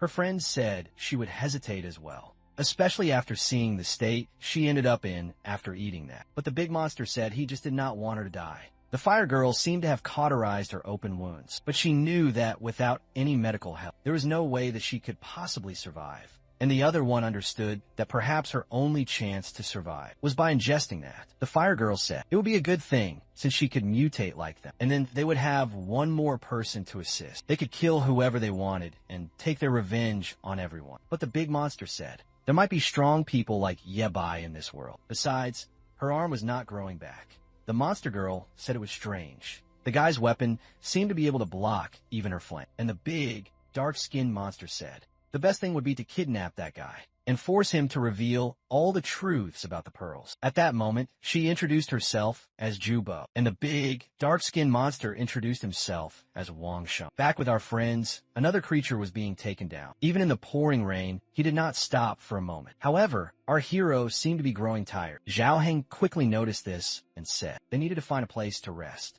Yabai told him not to worry about him and asked Yuyuer where they were. She pointed to a bridge and said that after they crossed it, they would go up the side of the mountain. The problem was that the tunnel was filled with water and seemed to be very deep. Our hero saw that everything appeared to be completely clogged. However, he quickly spotted a piece of wood and told Yuyuer to get on, and they would push her along.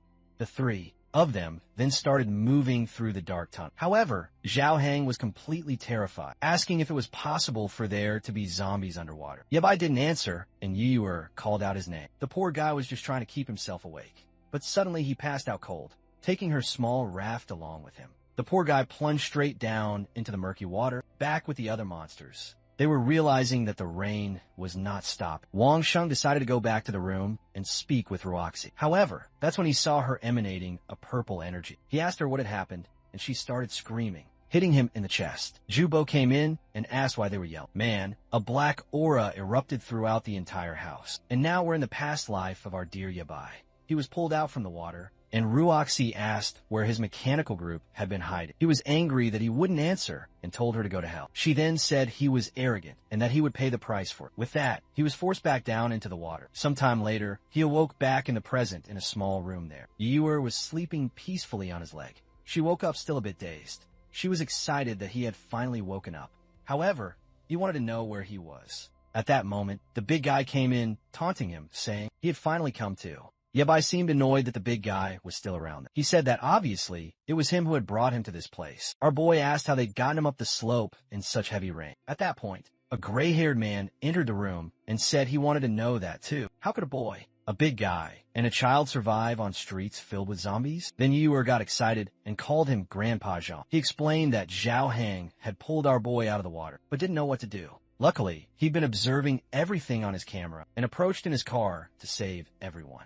Yabai asked if he had seen everything, and the old man said he saw him slicing through the zombies like they were just cucumbers. That weapon of his was truly incredible, and he wanted to know where he had acquired it. Our boy stood up and said he couldn't say where, and demanded that it be returned to him immediately. The poor guy threatened the old man, but collapsed to his knees from complete exhaustion. The old man then said that it seemed using that sword truly drained a person's energy. He apologized for not having introduced himself. He said his name was Jean, and he could be called Professor Jean. This was his lab, where he conducted his research on the zombie virus. Yabai seemed to recognize that name. Then he recalled that the first researcher to name the black energy, Metal Pearls, was this very man. To a futuristic mechanic such as him, this guy was a true genius. Our boy hesitantly asked if he was really Professor Jean. Embarrassed, the old man said that the title Professor was just something he liked to use because it sounded nice.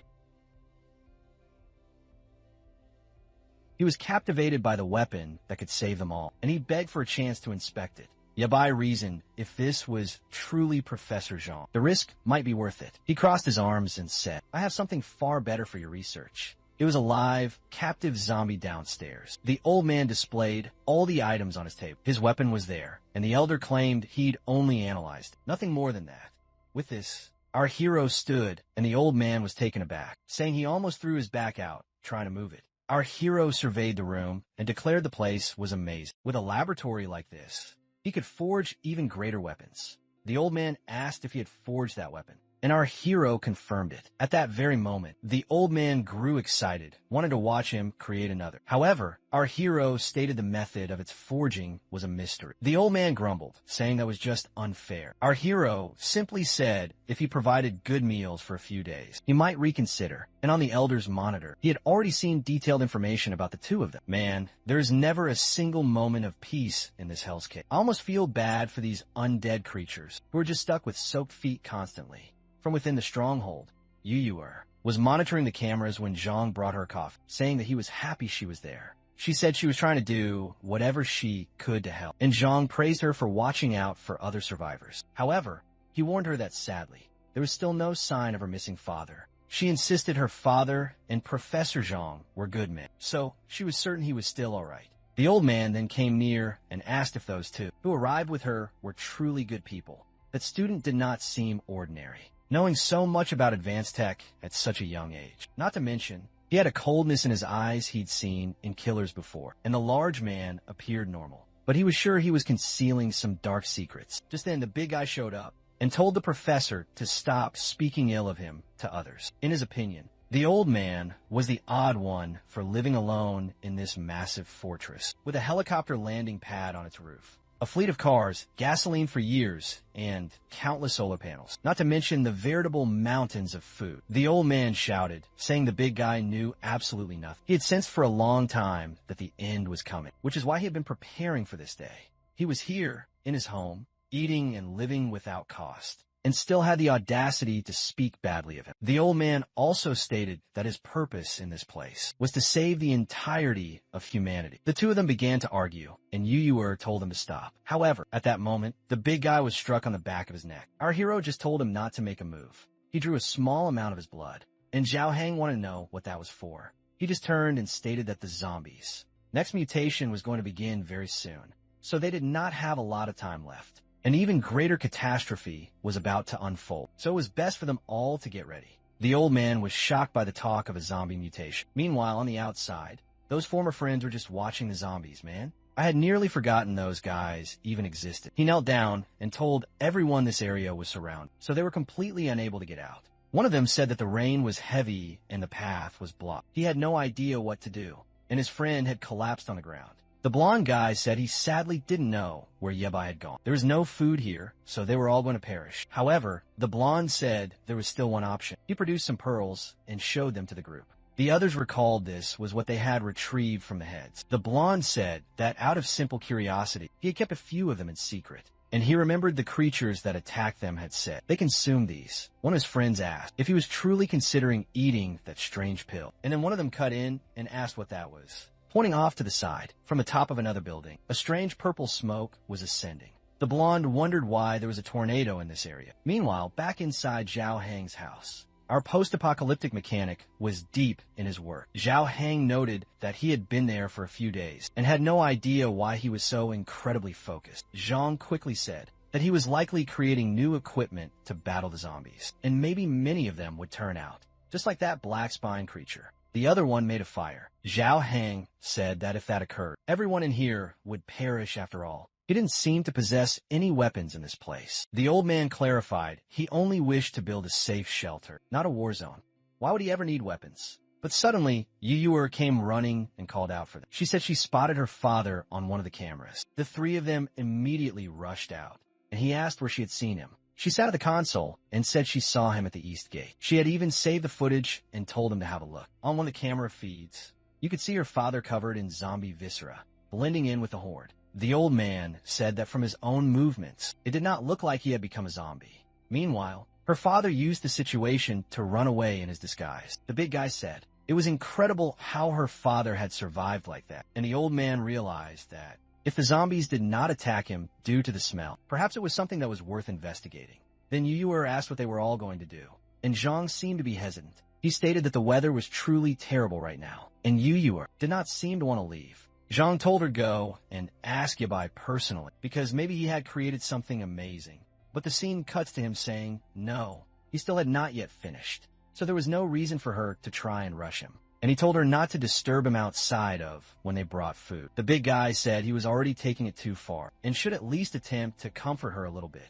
Our boy then asked why the big guy didn't go and save her father himself. He was a bit confused by that question. But then he saw that our boy had apparently made him a gun and a new blade. Ibai explained he had put his own blood on them so he could use them. The big guy was hesitant, but managed to lift them much more easily than he had before. Ibai explained that these types of weapons, with crystals, could read his own thoughts. However, just like how he controlled those other light blades, he should be cautious or he could deplete his energy. Zhao Hang got excited, saying he had written it all down. Then he asked about the firearm he had picked up, and our boy confirmed it. He explained that to shoot it, you first had to allow the gun to generate its energy. The bullets were powerful, but you had to be careful because you couldn't fire too many shots. Zhao Hang got excited, saying this thing looked like a laser weapon. He ran outside, saying he could not wait to test it all out. He ran out of the base and into the rain, aimed it upwards, and shot a laser beam into the sky. He immediately began shouting that it was simply incredible. He prepared the blade and made a single cut, saying that now he possessed the same power as Ibai. The old man was furious at the big guy for experimenting with all of it. Zhao Hang was thrilled, saying he was now completely invincible. He put on his boots and his raincoat, saying that no matter what kind of zombie came, he could now take them all down. He looked at the camera and told Yuyuer not to worry, that he would bring her father back to her in one piece. She was a bit worried and asked if he could really do that. The old man said that for right now, they could only watch to see how long he would remain so confident. He was wearing a headset, getting his directions, and the old man explained that he had to go through the east. Unfortunately, that was the path towards the mountain where there were no cameras, so he had to be extremely careful. Zhao Hang told the old man to shut up, saying he could handle it. He followed along the path, and soon got excited when he saw a group of zombies coming his way. The creatures advanced, and he smiled, saying it was time to test out his friend's new gift. He unleashed the now famous green crescent slash, cutting every one of them in half.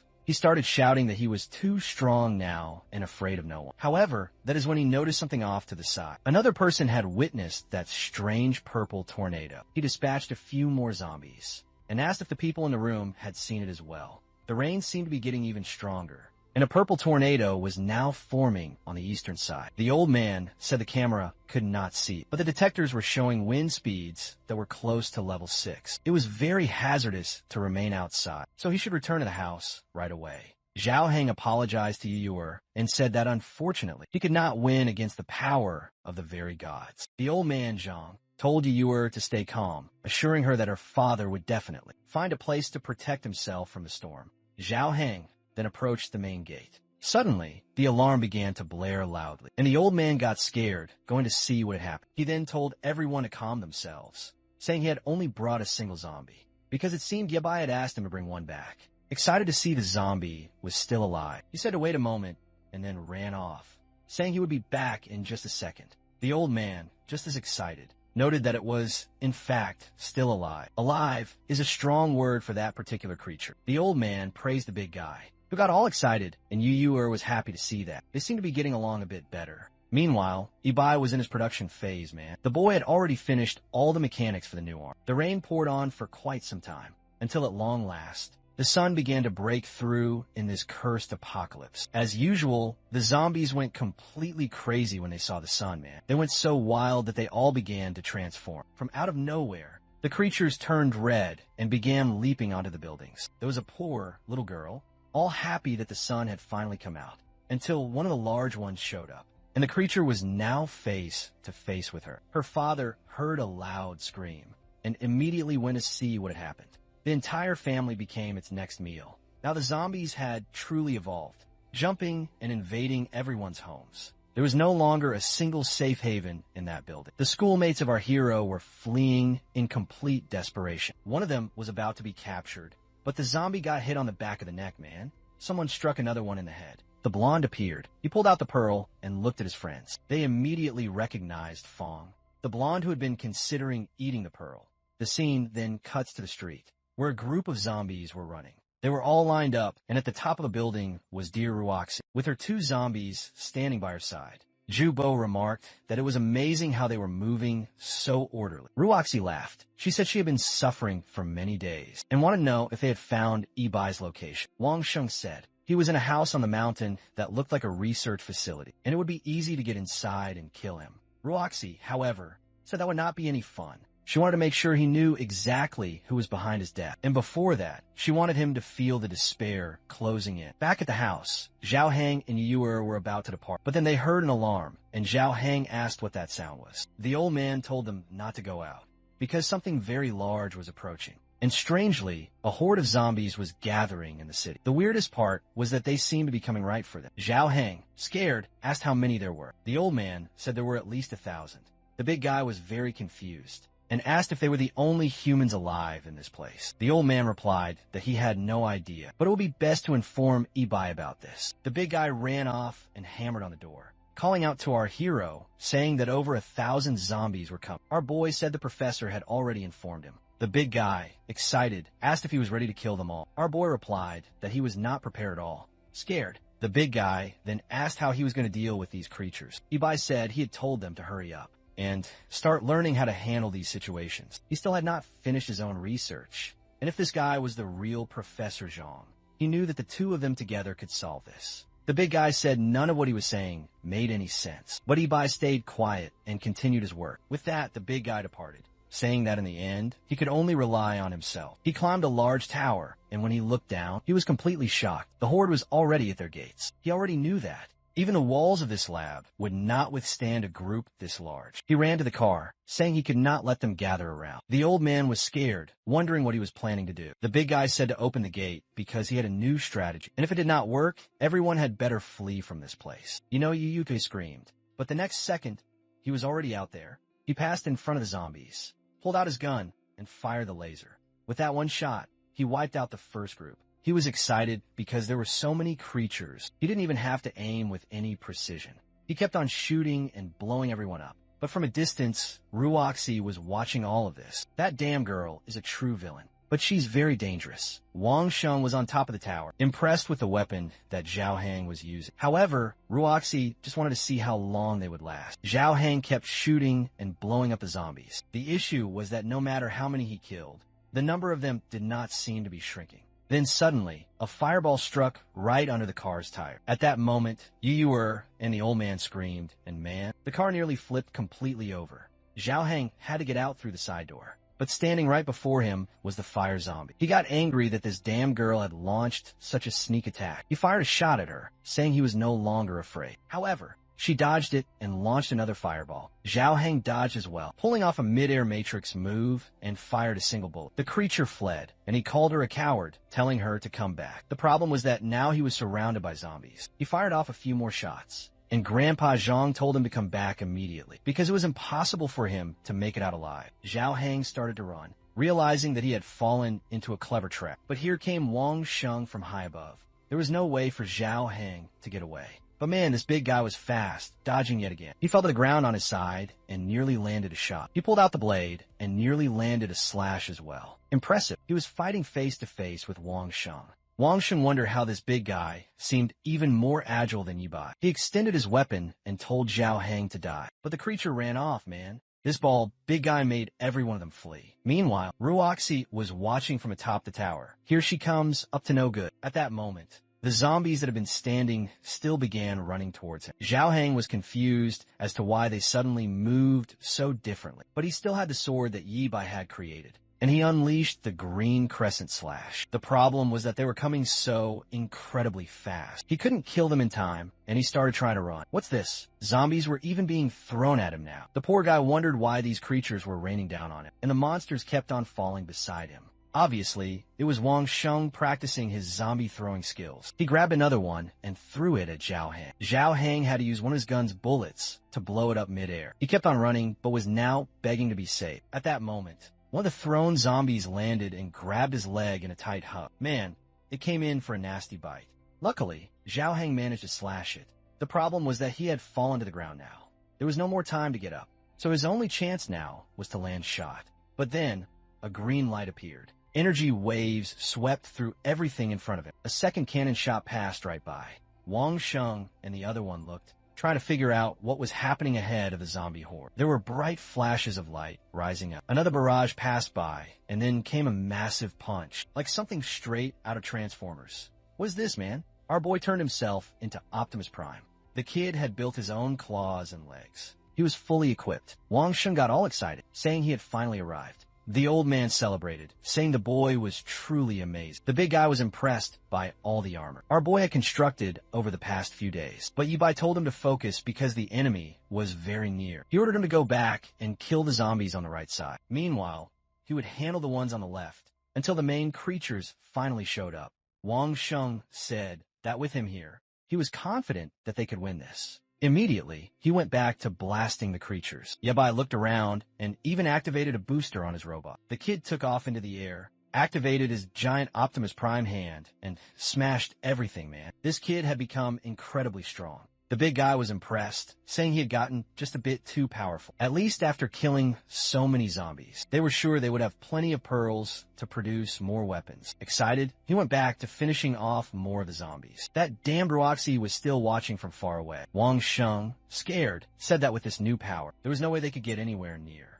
She got quite angry, saying the damn boy thought he was safe just because of that new armor. Obviously, she was not going to let that slide. Another punch smashed into the zombies, crushing more of them. The laser fired forward as the old man watched on the screen. He was impressed, saying that the boy's exoskeleton was something that should not even exist. In this new era, he could not even imagine how he had used all those scraps of metal he had abandoned to create something like this. That is when you were revealed that what he was using was a metal that came from inside the zombies' heads. The old man was shocked by this revelation. Now, it was completely clear why. Yibai had been concealing this information from him for so long. He ran off, saying he was going to mess with that zombie they had brought in to study. Meanwhile, on the outside, Wang Sheng was giving his orders to the zombies again. Once more, he was sending them all to finish off Yibai. The entire ground began to tremble violently, and the big guy said it felt like a strong earthquake. Yibai told him to stop thinking and just keep on killing. But then he noticed that the zombies were strangely starting to leap towards him. As soon as they got close, Ruoxi clenched her hand tight, and the creatures exploded right in front of him. Yibai had no idea what was even happening. Ruoxi celebrated, saying that soon he would finally die. She kept sending waves of creatures and making them explode in front of him. Yibai could not remember the creatures being able to self-destruct in his past life.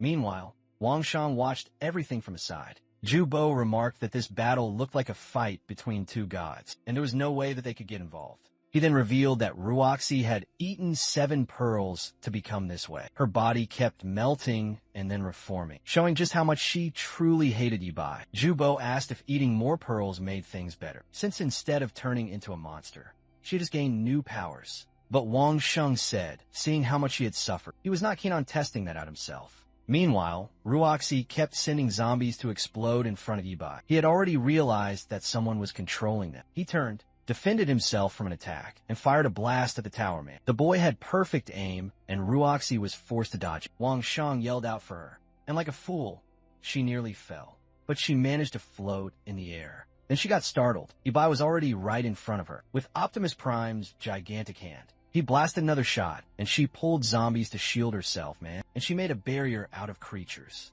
But I think they're all about to get swept away. She kept commanding, but at that moment, he leaped over and went in for a punch. She barely dodged, moving to the side. And Yibai opened his giant hand once again. She went in for the 1v1 and activated hers as well. But man, he took a direct hit to the mouth. The poor girl got launched very far away. And before she could even react, she was pinned down to the ground. Optimus Prime 1, Waifu 0. Yibai remarked that to have survived those bullets, she must have consumed all the pearls, and he asked her how many she had eaten. She did not seem to respond and activated her power in her hand. But then came the stomping blow, man. It is better if you do not try anything else, warrior. She began screaming in pure agony. But he said that in their previous life, she had also made him lose his own arm. And today was the day that she would pay for it. But then he heard a strange sound nearby. Wang Sheng came running desperately, shouting at him to let her go. But Yibai just opened his giant hand and fired a single shot. The monster managed to dodge and began to circle him. He took advantage of the opening and jumped right over. But our boy did not hesitate and struck Wang Sheng's arm with one hand, holding Ruoxi with his other hand. He activated the laser and hit him right in the chest, man. Bad luck for the fool, who was thrown very far away. Seeing Wang Sheng defeated and Ruoxi so easily captured, Jubo knew that she had absolutely no chance. Perhaps her best option was to flee from this place. The poor girl was still crushed underneath the giant robot. Our boy remarked that it was crazy how she seemed to be one of the chosen few, since she had consumed pearls and still kept a human form. However, he knew how truly dangerous she was, so to avoid any future problems, he was going to finish her off right now. But just as he was about to crush her, the zombies all began to transform. Yibai was shocked and wondered why they had already reached rank 1. Yuyuer reported that more and more zombies were surrounding the lab. Zhao Heng was holding the line, but some had already broken through and were climbing up the walls. Ruoxi started to laugh. She said they were all going to die and become her zombie slaves. Tired of it, Yibai threw her far away and she crashed into the zombies. He prepared his giant hand and unleashed a double laser. He clearly fled, thinking that she was dead. But you know how these stories go. She is probably still alive, right? Meanwhile, the big guy was panicking because his gun ran out of ammo. He only had the large sword left, but he was completely surrounded on all sides. And right at that moment, a rank 1 zombie jumped at him. He barely reacted in time and defended himself with the sword. He wondered if this was a new ability user. He slashed right down the middle of the creature, but instead of slicing it cleanly, it only left a small scratch. He was terrified. He looked back, and all the creatures were starting to transform. The entire base was completely surrounded by zombies, and more of them kept coming. Zhao Heng slashed at one of the creature's chests and started running. He had no idea what kind of monster this was, because the sword was not working anymore. Maybe these were the rank 1 mutants Yibai had mentioned. Yuyuer kept calling for Zhao Heng and asking if he was okay. At the same time, some creatures had jumped over the barrier and were approaching the main research area. But Zhang was focused on his research and did not care about what was happening outside. Zhao was trying to escape, but could not locate Yibai and had no idea how to get back inside the base. Then Optimus Prime showed up and grabbed the big guy. Zhao was overjoyed and asked if now their boy could fly. He replied that it was just a jump with some light gliding, and ordered him to go kill the creatures approaching the lab. Now, to kill these rank 1 creatures, it would take more than one single slash. But you should be careful, because these creatures were much more agile than before. The big guy collapsed on the ground, exhausted, saying he could finally breathe for a little bit. At that moment, Yibai leaped to the top of the gate, prepared the Optimus hand, and began evaporating everything in sight. The problem was that while he was clearing out one side, the creatures were invading from the other. The big guy was exhausted, calling out to Yuyuer, saying he was thirsty. He then heard something nearby and saw a creature approaching. It was getting close.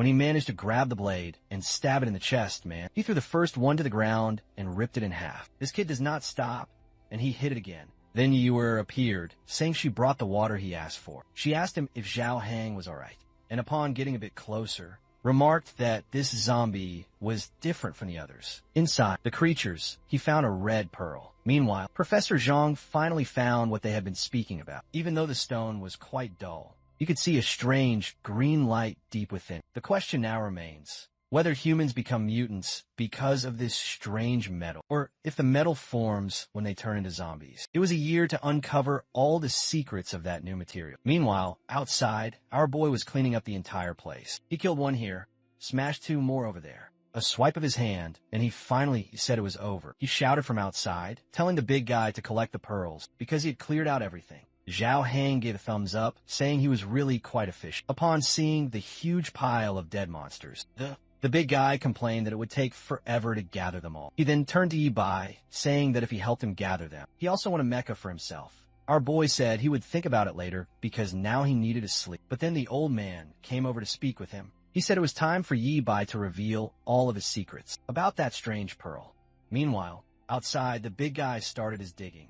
There were so many of the creatures, and the most annoying thing was having to do it all by himself. Back at the base, Grandpa Zhang was fascinated by the rare metal. Yi Bai explained that this strange pearl starts forming in the brain as soon as a person becomes a zombie. The longer it is exposed to light, the more energy the item accumulates. It was as if the zombies themselves could perform a strange kind of photosynthesis. The old man said it was interesting to know that's how it worked. But after analyzing it, he had not found anything to match what Yabai described. However, he did notice that inside of this item, there were some active metal molecules that seemed to react to both light and heat. Additionally, it was extremely resistant and had an affinity for both metal and for blood. Yabai confirmed, saying it had a special affinity for human blood. That is why the virus spreads much faster in humans than in any other living species. And the absorption of light makes them continue to mutate after a certain amount of time. The old man said that now it made sense why during the day these zombies would just stand in the middle of the street, staring at the sun.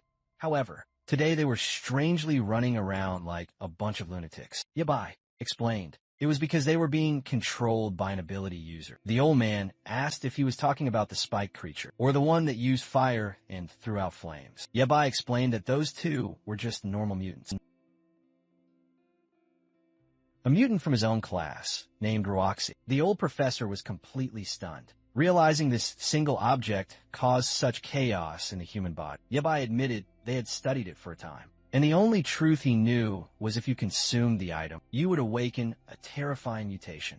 These ability users had always been a plague, which is why they had to be purged the moment they appeared. The old man was still reeling from the item, the mutations, and now different rankings of zombies. He told our hero he was certain no school taught any of this. So from where had he learned it? Yabai just said that perhaps the future would tell him, but would be more rewarding if the old man discovered it through his own experiments. The professor then said he wished to inspect the new weapons Yabai had forged. Yabai, completely drained, said it was fine so long as he didn't dismantle the mecha, because he was going to need it again. The old man left, excited, while Yabai said he was going to rest, because he was completely and utterly spent. Yue just watched on. She wanted to ask our hero for aid in finding her father. However, she knew he had fought all day and must be truly exhausted. So she put a small blanket over him and sat down beside him, thinking about how deeply she missed her father. The sun was already beginning to set outside. The big guy was so tired, he couldn't even move an inch. He thought it would be amazing to possess a tool that could easily extract these pearls. What he didn't realize was a creature watched him. It was Jubo, convinced that everything was now over. Since thousands of zombies had been slain in a single day, she was certain that Wang Shang and Ruoxi had been killed. So she was contemplating whether she should surrender. The problem was, she knew she would be slain without mercy, because she was now a monster. The bigger issue was that these new rank 2 zombies appear to be attacking even creatures just like her. She expended the last of her energy to summon flames and incinerate those monsters. If more creatures like that appeared, or if more began mutating, things would not be easy for her at all. The only solution she could see was to eat more pearls and try to get stronger. But suddenly she froze and saw the albino on top of a tree. That mysterious Fong was just staring down at her. She was just about to speak, but he extended his hand and leaped in another direction. He fled, and it seemed as though she might have followed him. Meanwhile, back at the stronghold, Yu was asleep. The big guy was lying right next to her, drained after gathering everything. Yu awoke in the dead of night and saw that Yabai had already risen. As always, our apocalyptic mechanic was back in the workshop with his welding torch in hand. He was at it yet again. The sun rose, and we were back at that old convenience store. From the beginning, Yu's father slowly drew near. He entered the shop, searching for her, but everything was in complete ruins. On one of the tables, he found a note she had left, saying she was going to find it. The problem was, now he had no idea where she could be. Outside, the place was completely filled with zombies. As usual, they stood motionless with glowing eyes, staring at the sun. Back at the base, a spiky Batmobile had been created, armored and with 4 giant wheels. Obviously, the one who was going to drive it already had a huge smile on his face. This Yabai is something else entirely. The boy built an entire car in a single night. The big guy, excited, asked if it was made of a rare material and if it could transform into a mecha. Our boy said it was just a regular car, but he needed to know it had 2,000 pearls and 12 rank 1 zombie pearls. The big guy agreed it suited him just perfectly and asked when they were going to go and test it out. He was eager to leave and find Yu's father, but at that moment, she asked them both to wait. She said that this time, she wanted to go with them. However, Yabai said that outside was full of rank 1 zombies, and she would die if she went. She said she had been following all of their orders, but this time, she wanted to personally find her own father. Our hero told her to stop being so stubborn, or he would ask the professor to lock her up in the lab.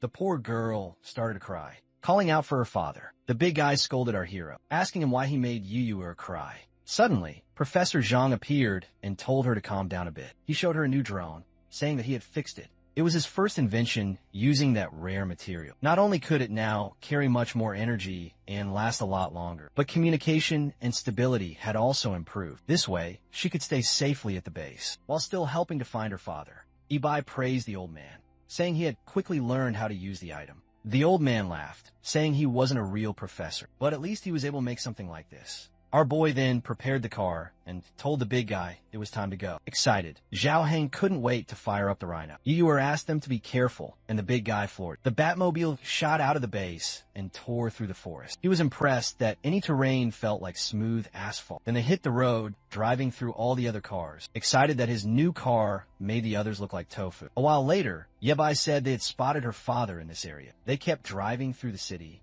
but the big guy commented that it was very strange. There were no zombies around. That's when one of them smiled, and a bunch of zombies were on the rooftops. The next second, they were all over the car, pounding on the metal. The big creatures were trying to break everything, but nothing was happening. One of them came to the windshield, and the big guy told the creature to stop blocking his view. He turned to Yabai and asked if the car had any weapons. Our boy said gunpowder was now useless, so he had prepared something much better. As soon as he pressed a single button, the entire car became enveloped in green electricity. The lightning struck the zombies, and man, they evaporated in an instant. I was as shocked as the big guy. Zhao Heng's jaw dropped in amazement. The protagonist then said if there were so many rank 1s here, no one could be alive, so they should change their direction. They took another path, but from the top of the building, someone was watching them. The person smiled, saying it looked quite interesting. They approached what looked like a large shopping mall, and the big guy said that was where they had seen her father on the cameras. Our boy said to release the drone, and told Yu to start searching for him. Then she began to fly the drone, checking each and every one of the rooms. The big guy asked what they should do in the meantime. Our boy said if he wanted to check out the lower floors, he could, but for now, he was going back to sleep. The big guy said he felt much safer inside the vehicle, so maybe a good idea would be driving around and honking the horn. They kept driving down the road, and Yu said she saw some zombies approaching them. The big guy got scared for a moment, but then got excited to test out the new weapons. He pressed a button, and spikes popped out of tires. With that, he drove toward the creatures and sliced through everything. Another button fired a laser, evaporating half the street. Yu asked him to be careful, reminding him that her father could be in one of those houses. He pressed the next button, hoping it wasn't too destructive. In front of the car, a meat grinder appeared. He drove over the first creatures, and the system informed him he had obtained another pearl. The big guy's dream of having a collection tool had come true, and he wanted to give Yabai a hug. The car started swerving all over the road, and Yu was confused about what was happening inside. The big guy had hit his head 5 different times. But at that moment, Yu screamed, saying she had found her father's car. It was about 500 meters away, and she was sending the images. Zhao Heng told her not to worry, that he would find her father. However, she mentioned that the car was broken and the windshield was damaged. She was worried something had happened to her father. When he came to get those supplies, Yabai told her to check the drone to see if he had left a message, because he probably was not too far away. Yuyuer was still worried, wanting to know where her father was. Suddenly, she started to faint and slammed her face on the keyboard. Immediately, the old man rushed toward her, not understanding what was happening. Back with Zhao Heng, some time later, he stopped the car. Yabai asked the professor how Yuyuer was doing. He explained that she had fainted, and it seemed her illness was progressing. Apparently, she had been so focused on helping find her father that she forgot to take her own medication. Fortunately, the professor had some stored away. However, treating this illness was not his specialty, and finding a doctor in this apocalypse would be even more difficult. He told Yabai to go to the hospital to get some medicine, and he would do his best to keep her alive. At that moment, the big guy came back and said he hadn't found any message or information inside the car. What was strange was that her father had left a lot of supplies behind. So after the crash, he must have run off in a great panic. Additionally, the big guy found something quite odd. There were black boxes with no logos or any descriptions, and they seemed to contain some strange-looking pills. The protagonist said they might be some kind of medicine, so they would take them back to Zhang to check. With that, they started the car and headed toward the hospital. The professor said that for now, he would keep a close eye on Yuyuer, so he wouldn't be able to help them out with the drones. Back in the car, the big guy was sad to learn that Yuyuer had leukemia. Now he understood why Yabai had not allowed her to come with him. He talked about finding the medicine, but Yabai told him to shut up and just drive them to the hospital. Yabai knew that in 2 years, all the supplies in the city would be gone, and this place would become an abandoned, desolate wasteland. And the worst part was that at the current rate, it was happening faster than he had ever expected. Maybe in the end, he would not be able to change anything. Perhaps it was better to consider a very different option than letting her live on in this miserable world. The scene shifted to someone injecting a liquid into Jubo's arm, which immediately started to regenerate. She was confused as to how that was even possible. Even her flames had now returned. The blonde in the hat said it was impressive that she was a fire user. Jubo thanked him and asked which organization he said he was from. The blonde opened his arms and said they specialize in gathering people with unique abilities. Their goal was to create a paradise for those chosen in this world. Jubo, confused, asked if the blonde was also a user. He said yes, and that there were many others just like him. She asked if it was possible to maintain a human appearance like his. He said yes, that his group possessed the solution. They could live on in this new world. Meanwhile, in front of the hospital, the big guy was standing at the main door. In front of him, he saw graffiti saying that this was private territory and to stay out. He told our boy that the place was occupied by other people. So what were they going to do? Yabai simply replied in Optimus Prime mode that since it was a strategic position, it was to be expected that this would happen. But he ignored everything and smashed his way right in. The big guy thought it was strange how quiet the place was. He kept seeing messages telling them to turn back or they would die. But Yabai just told them to search different areas and communicate through their headphones. As they walked, the big guy said this was the second place he hated most in the world. He hated the smell of disinfectant, but he started sniffing the air. Obviously, in this apocalypse, no one was using disinfectant, right? But the strangest thing was that he smelled a sweet fruit. Suddenly, he began to faint and collapse down to the floor. Yabai immediately called out, asking what had just happened. He was not responding, and our boy found it highly suspicious, and something started coming out of the ceiling. Yabai smelled it and immediately suspected it was some kind of poison. But Optimus Prime was equipped, and he put on a mask. He activated his giant hand and blasted the air duct. He warned the big guy that the place was a trap and told him to get out, but someone appeared next to him. Man, our boy didn't hesitate and went in for a punch at the doctor. But strangely, he stopped just before hitting her. She touched the robot and said his mecha was really cool. She then remarked that it must have been created using zombie pearls, and that she wanted to meet the person who had made it. Yabai was not sure if she was an ability user, and simply asked her who she was. The girl introduced herself as Tang Tang and said she was a sweet genius doctor. Yabai, however, asked why the poison and whether she had consumed any of the pearls. She said she released the poison to anesthetize the invaders, but was curious about this whole pearl eating thing. Yabai told her to forget about that and asked if she was the only one here. She said she was the only princess of this castle and asked if the Demon King was trying to capture her. Yabai, exhausted from all this, asked if she was not afraid of death. The crazy girl said death was as charming as candy to her, and if she died for what she loved the most, she would have no regrets. Yabai wondered if she was insane. He then asked what she meant by being a genius and what she was specialized in. She said she was a doctor specializing in viruses. Now Yabai was very interested. He immediately wanted to know what she had discovered about the pearls, and if she used them to create those poisons. However, she did not want to be asked so many questions, and told him he was being very annoying. She said he kept on asking, but never answered anything. So if he wanted to know something, he would have to tell her who created that mecha. Our boy hesitated for a second, and he said they had a research institute, and that if she wanted, he could take her there. The girl got all excited. However, she warned that she had one more request, and he would have to agree to it. The scene shifted to a barren desert, where a car was parked in the middle of the road. Zhao Heng called out for someone named Hajin and asked where she was. The girl responded, saying she hated people who broke their promises, and asked if someone named Xiao Kai had arrived. The guy on the motorcycle, who must have been Xiao Kai, said that after this mission, they would go back and get married. Someone told them to stop flirting in the middle of a mission. A truck started approaching. The three of them, excited, said that just like Xiao had said, they would follow the plan.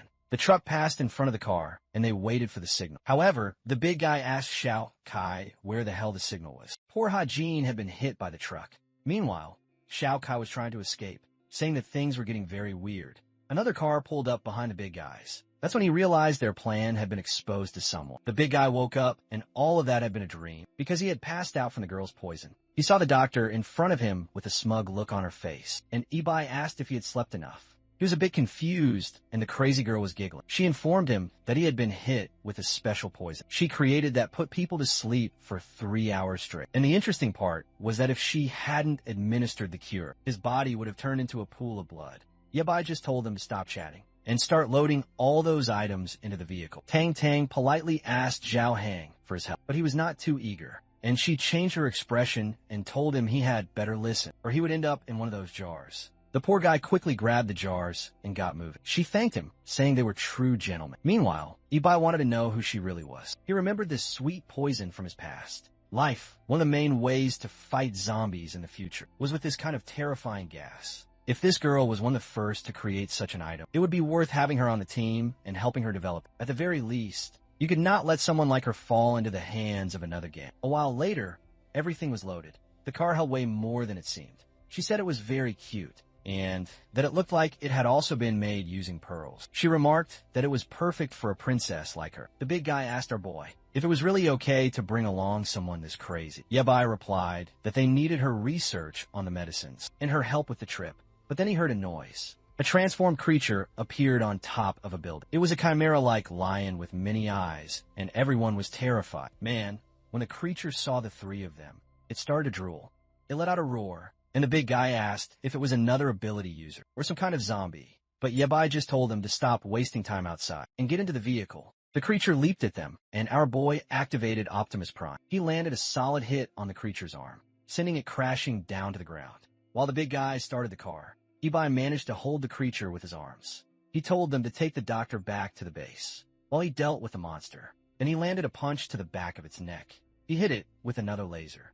And from inside, the big guy was wondering why this one was so much bigger than the others. Tang Tang explained that this big dog had been circling the hospital for a very long time, which was why no one ever came near it. Zhao Heng asked why she hadn't mentioned a monster like that. She looked confused, saying that since they came from outside, she thought it was already handled. As she approached, she said that with all the advanced equipment they had, it shouldn't be a problem. After all, they were humanity's last hope for survival. The big guy told her to stop joking, but she insisted she was not lying.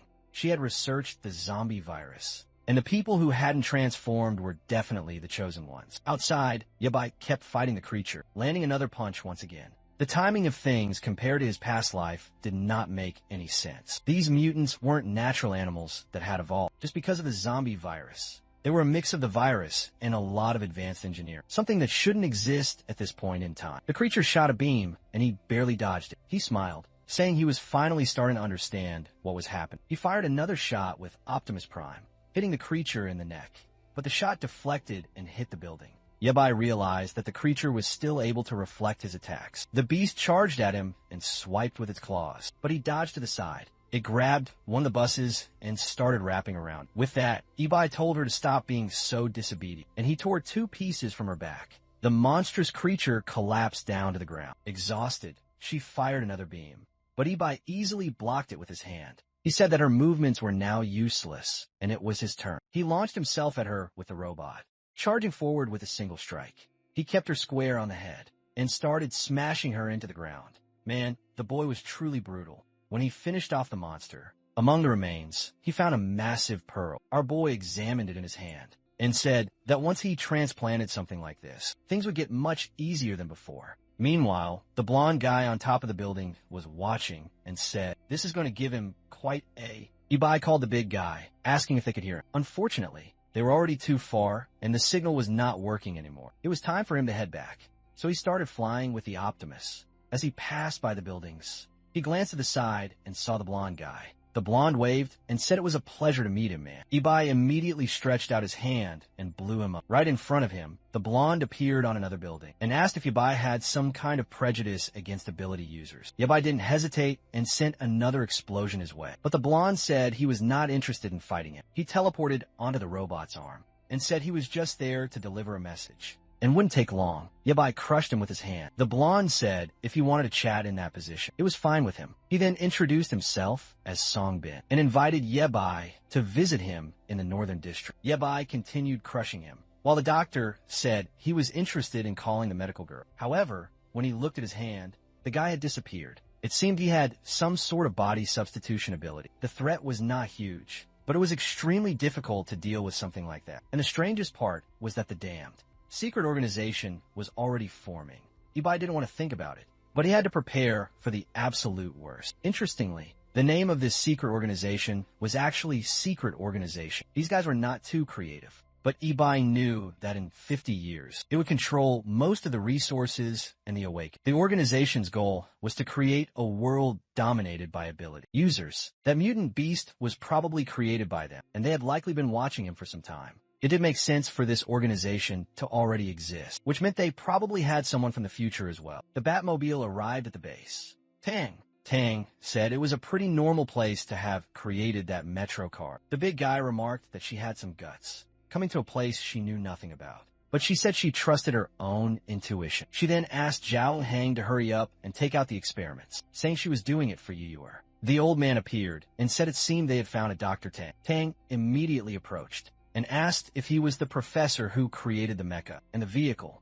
Before he could say anything, she said she already knew that it was him and that she was especially here to listen to him. The doctor commented that he dressed quite sloppily, but was clearly a mad scientist. Grandpa Zhang was very confused, wondering where Yabai had found this crazy girl. However, he did recognize the name Professor Tang and knew she was a young genius with a PhD in viruses. She said she was honored and was clearly flustered. Meanwhile, the old man wondered how a girl like her had survived, but she just had to cut the small talk, adding that she was there to research the pearls with him. He was impressed that she had one of the pearls and praised her, saying it was amazing that she had created the mecha in the car. She called it black gold and asked if he had come up with that name. Now, Grandpa Zhang wasn't sure if he should reveal that.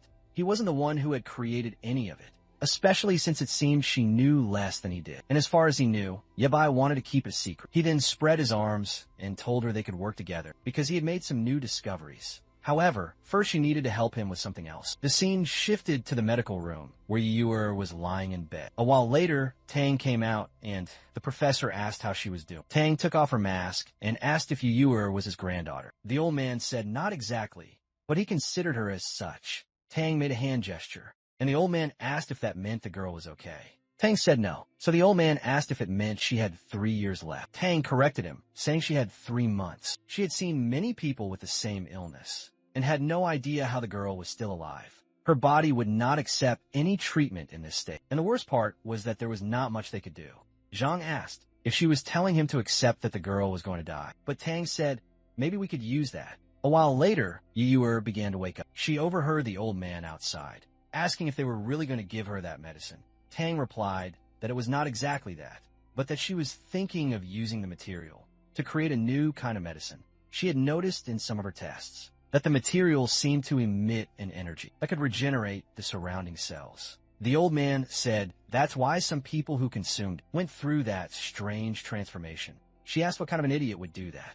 The old man replied that he had seen 2 people who consumed and became extremely powerful. Tang was thoughtful for a moment and said that, aside from guaranteed death, she could not think of anything else it could cause. She then suggested they focus on the next topic, which was creating a medicine using the material to help the girl. Obviously, they did not have much time, but they also had to ensure she would not turn into a monster. Meanwhile, Zhao Heng finally placed the last item on the shelf. Looking at it, he wondered why she valued this stuff so much. At that moment, Tang appeared and thanked the big guy immediately. He asked if Yu Yuer's illness could be cured. She responded that with the right idea. Maybe it was possible. He said he would go check on Yabai, but she said there was no need, since he seemed to be handling things just fine. As he was leaving, she asked about them searching for Yu Yuer's father. He said they were looking, and she urged them to find him quickly, since it could help with her treatment. Back in the city, Yabai was on top of a building with a giant robot. The sun was blazing, and he had not found Yu Yuer's father. He decided to fly around and search for any water, until he found a shopping mall and decided to go inside. He broke the glass and found himself in front of a pool. Obviously, even though there was water,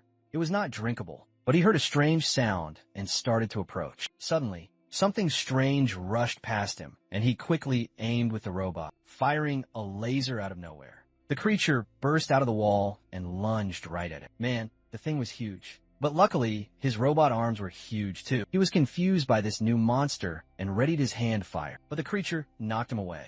This time, Yabai slammed into the wall. He cursed the beast and fired again, but it dodged easily and came at him from the side. Yabai tried to punch, but the creature was too fast and dodged again. It managed to land a hit, but Yabai grabbed hold of it. He yanked the creature to the side and slammed it into the ground. Once again, he activated the laser and hit it right in the neck. The monster fell off, revealing a woman emerging from it. Man, now these creatures were shooting lasers too, and Yabai was shocked.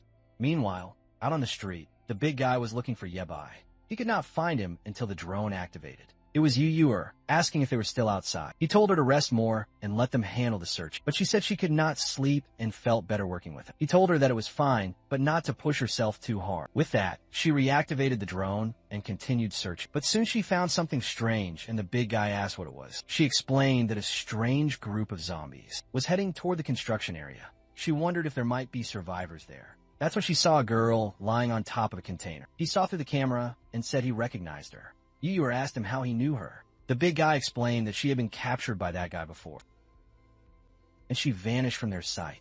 Yuer insisted they must save her. The behemoth instantly deployed the vehicle's massive claws, announcing his intent to tear through the undead horde. He carved them down as the girl watched, bewildered. Yuer told her to find an opening and leap aboard. Zhang relentlessly crushed everything before him. He neared the container, ordering the girl inside now. She vaulted into the rear as Yuer yelled it was time to move. The girl cautiously climbed further in, asking about their identities. The large man grinned, declaring they were the rescue squad. Meanwhile, in another sector, Yabai was, as always, taking a brutal thrash. Once more, he was hurled against the wall. The fiend moved in for the final, decisive blow, but Yabai shielded his face, knowing he dare not look. The only issue, his facial covering was damaged in the prior battle. It was now completely useless. The abomination ready to strike that barely missed him. He shot another laser, but the monster was too swift. Again, he was struck hard by its whipping tail. He plunged foolishly into the pool, realizing his carelessness. As he sank, the beast unleashed another deadly assault. The true problem was his body was now paralyzed. Vicious spikes began to impale the water surface. He wondered if this watery grave was his end. But then, a brilliant light erupted, striking the creature's eye. It was the big guy piloting his war machine. He announced the apocalyptic rescue team's grand arrival. The creature appeared completely baffled. It changed targets, attempting a swift retreat. But Yabai's colossal hand clamped down on its tail. He snarled, "And where do you think you're going?" He flung it back toward the pool, landing a devastating punch. He told the driver, "If that thing even glances at me, blast it with your laser." The big guy acknowledged the order. Before the creature could even react, Yabai fired a laser straight through its torso. The poor thing crumpled to the ground, convulsing. He seized its head, demanding to know why this mutant was here. He questioned if the organization had sent it to kill him. The girl only stared blankly. He warned her to speak, or he would crush her skull. At that moment, his mention of the secret order triggered her. Lena grew frantic, screaming she wouldn't return to that place. The big guy asked how this girl had also become a monster. In that instant, the monster recognized the girl in the car, calling out, "Lena, Yabai." Warned her to be still, or he would execute her. Lena exited the car, asking if the creature was in. The beast beneath Yebai's grip kept calling her name. The big guy said to Yuer that perhaps she. was another victim transformed by the dark material. Lena moved closer, asking her sister what had been done to her. The girl revealed she had been subjected to experiments by some syndicate. She couldn't fathom the pain she felt. Yabai then commanded her to step away, stating he would end the monster's misery. But Lena pleaded with him not to kill her, despite the change. She was still her beloved sister. Uera blocked Yebai's path and asked him to wait. Yabai warned her to move, or he would destroy the drone. Uera begged him. They just reunited. He couldn't just take her life now. But the protagonist countered that a transformed person possessed an extremely volatile mind. Leaving her alive was far too great a risk. Even so, Lena stood her ground, weeping with her sister. Uera implored Yabai to at least let them speak, to observe what would unfold. But Yabai reminded her this thing had nearly ended him. There was no chance he would let it leave here alive. However, the big guy pointed out to Yabai, "You should thank Uera, because if not for her, he wouldn't have made it in time." With that, Yabai started to back away. He released the creature and turned away, calling them all a bunch of fools. The monster rose and asked if they were from the Shadow Organization. Ueda said no, that they were merely crossing the city, searching for survivors. Annie then revealed that after her mutation, she was able to escape. However, the organization sent giant hounds to hunt her down. Ueda questioned why she had assaulted Yabai then, to which she confessed that she was terrified and assumed he was one of their agents. She neared Lena, glad to see that she was safe. She had no desire to harm anyone present. Ueda, relieved, proposed that Annie should join them. They were researching zombies nearby, and perhaps she could assist. Lena asked if they both could really become part of that. Ueda said it would be their honor to help them. The single complication, of course, was that the massive beast wouldn't fit in the car. Annie told Lena that she would trail her wherever she went. The big guy asked Ueda if she was certain about taking a monster like this to their shelter. She firmly replied they were just two sisters facing peril, and their rescue was a duty for everyone. Yabai simply boarded the vehicle and sat down. Seeing this, the big guy declared that since Yabai didn't object, it was time to return. So with the car, the drone, and the creature, they all departed. The big guy was amazed that the beast could keep pace with them. A while later, they arrived at the base. Expectedly, the doctor and Tang were stunned by the creature. Before them, they instantly demanded Yabai explain what was happening. Lena introduced herself, saying she was from the east. But when the catastrophe began, she and her sister took a car and fled south. From the monster's head, Annie emerged. Lena presented her, stating she was captured by a secret group and became one of their experiments. While the old man was petrified of this organization, Tang found her strangely cute and approached the beast, telling her there was nothing to fear. She just wanted to touch her for a moment. But the creature flared its fins, and Tang grew worried. The beast shifted aside and leaped into the pool. Tang wondered if the creature was suffering from anxiety. The big guy asked how the two of them had managed out there, since food was scarce, and they were all alone. Lena explained that for some time, a man had been their guide, helping them evade the undead. But he vanished suddenly, and they had been waiting since. The big guy inquired, "Who was this daring individual that helped you survive the hordes?" She clarified that the man had given them garments, covered in zombie viscera, claiming it would hide their sin. That was the reason they had remained undiscovered. Instantly,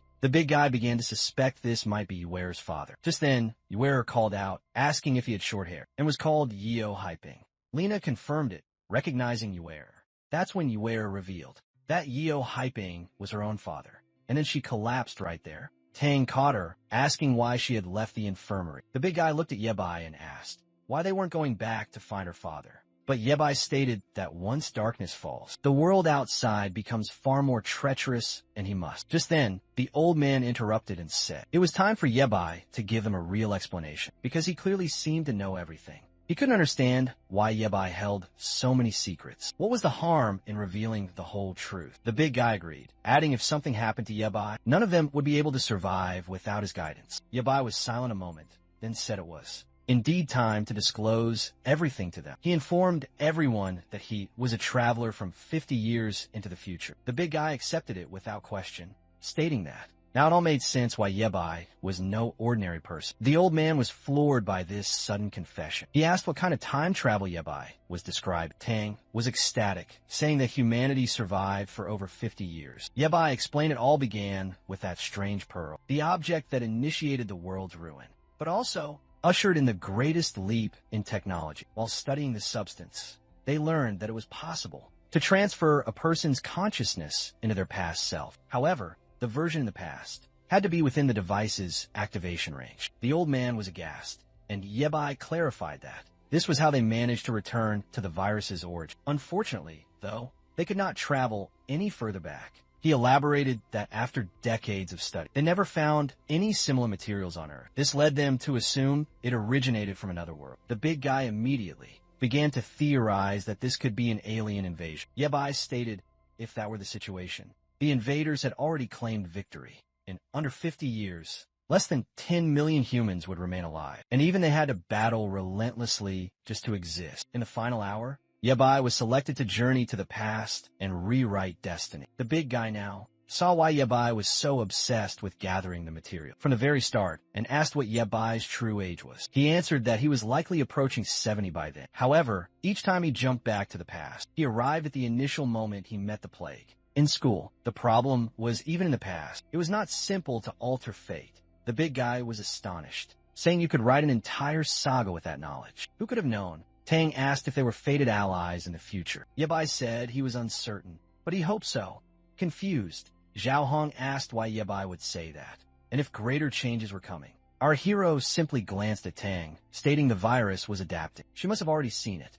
Tang agreed, saying their mere survival was a total miracle. That's because the zombie plague isn't passed by body, but travels invisibly through the air. Immediately, the two of them shot up, stunned, asking how they had avoided transformation. Tang revealed that's why she says they are the chosen few. Some individuals possess certain antibodies that enable them to fight off the virus. But she could not promise that a bite wouldn't cause change. Yabai revealed that the real truth was they were all infected a very long time ago. In theory, they would all eventually become zombies too, even if they resisted the airborne contagion. That did not mean they couldn't be infected another way. Zhao Hong was impressed that Yabai had concealed all of this for so long. Yabai said he did so because he had just confirmed his deepest suspicions that someone from his own time was speeding up the virus's evolution. This faction was known as the Black Order. The scene cuts to Jubo. Turns out Jubo was a man. Until this moment, I thought he was a woman. He actually managed to revert to normal. I assumed the blonde man was deceiving him. Jubo grinned, stating he was now an official squad member. He was ecstatic, calling them all incredible. Meanwhile, a girl with white hair observed from a window. Back with Yabai, he clarified that in this timeline, people were turning into abominations much quicker than before. The first zombie evolution was supposed to be weeks away, but this time, it happened far earlier. On top of that, he had faced psychic beasts today, which are engineered by this very Black Order. He believed that this group had sent back agents from the future. The big guy then wondered why the Black Order possessed so much tech and intel, but showed no interest in preserving mankind. Yabai revealed that this faction believes that those with superpowers are a type of blessing from destiny. Their objective is to wipe out all of humanity, leaving only those with special abilities. Tang found this ideology confusing and stated it sounded exceptionally lame. The old man recalled something. He said that the black container Zhao Hang retrieved held some strange pills, and when he studied them, he found the same substance within them. It appeared to be a catalyst for something. He wondered if it was tied to the Black Order. Yabai stated they were likely tainting the water supply with a virus. That would explain why so many people were transformed. The big guy noted that your father's car was filled with those things, so maybe he was a member of the cult. Yabai said they would look into that later. But for right now, the crucial matter was that as long as the Black Order remains, humanity would have absolutely no chance to survive. He then displayed a map showing the upgrades he wanted for the base. To bolster their odds of withstanding an assault, he asked Tang to continue looking after Yue, who then questioned if Yabai was her brother somehow. Yabai asked if that presented an issue. She replied it was merely a medical inquiry. He said that it had no relation to that, and told the big guy to return and aid Tang and the old man. Prepare everything. Back inside the room, Yue slowly regained consciousness. She rose to see Lena asleep beside her. She then departed the room and started down the hall. Inside one of the rooms, Tang was saying that Yabai did not seem to be fabricating his tale. She drank something and slumped onto the table, saying she'd hoped the troubles would finally cease. But they were only getting worse. Just then, Yue materialized at her side. The doctor asked what Yue was doing up, and urged her to return to her bed. However, Yue claimed she couldn't sleep and wished to go outside. Tang answered that everyone was resting, and Yabai would soon depart to find her father, so she didn't need to fret. Yue then mentioned she heard her speaking and asked who else was with her. Tang replied that it seemed she had overheard correctly. She gestured to a head, saying, "It's him." Yue, shocked, asked why she was conversing with a zombie. The head was from her foolish childhood friend. Yue was utterly confused. So Tang explained he was a kind-hearted boy, and Yuer couldn't believe he had aspired to be a doctor. He was denied innumerable times,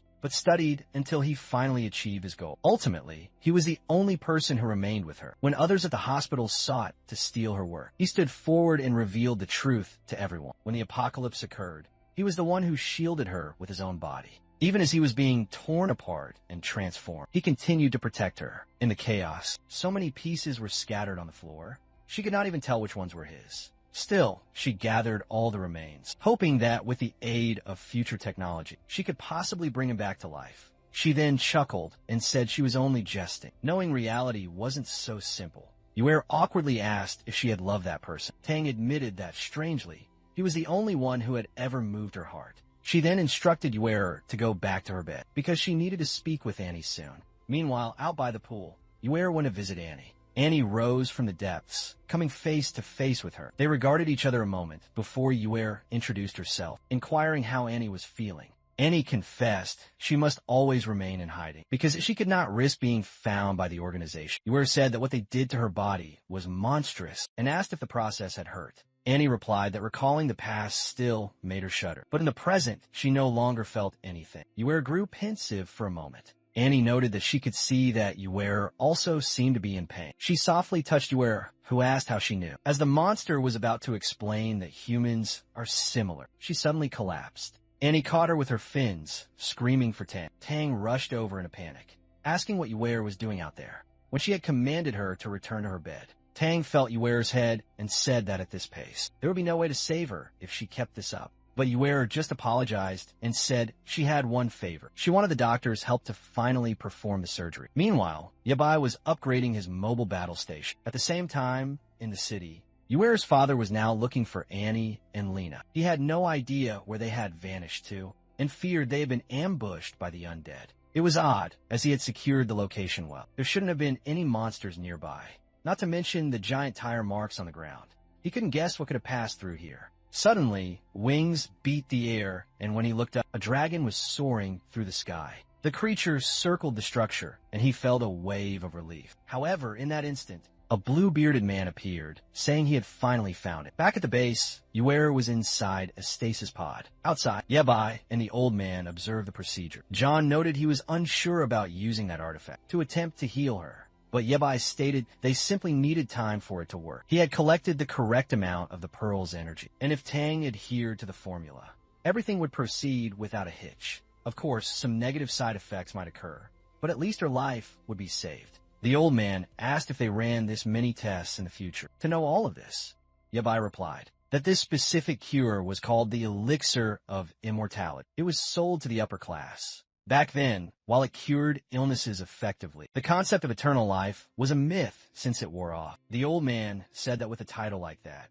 it sounded far more believable. Yabai then stated this was the final safe option available. After this, they would have to use the entire material and see the result. The old man then said that everything was now clear. That's why Zhao Hang was currently out in the ruins, searching for her lost father. He warned Lena that the area was crawling with undead, and told her to scan the right flank. With that, she began to deploy her drone, but apologized as she was still learning how to use it. Trying to monitor all of the camera feeds was a challenge for her, as she considered herself a bit of a scatterbrain. That's what she always told herself. Zhao Hong told her to remain sharp, saying they would locate her father very soon.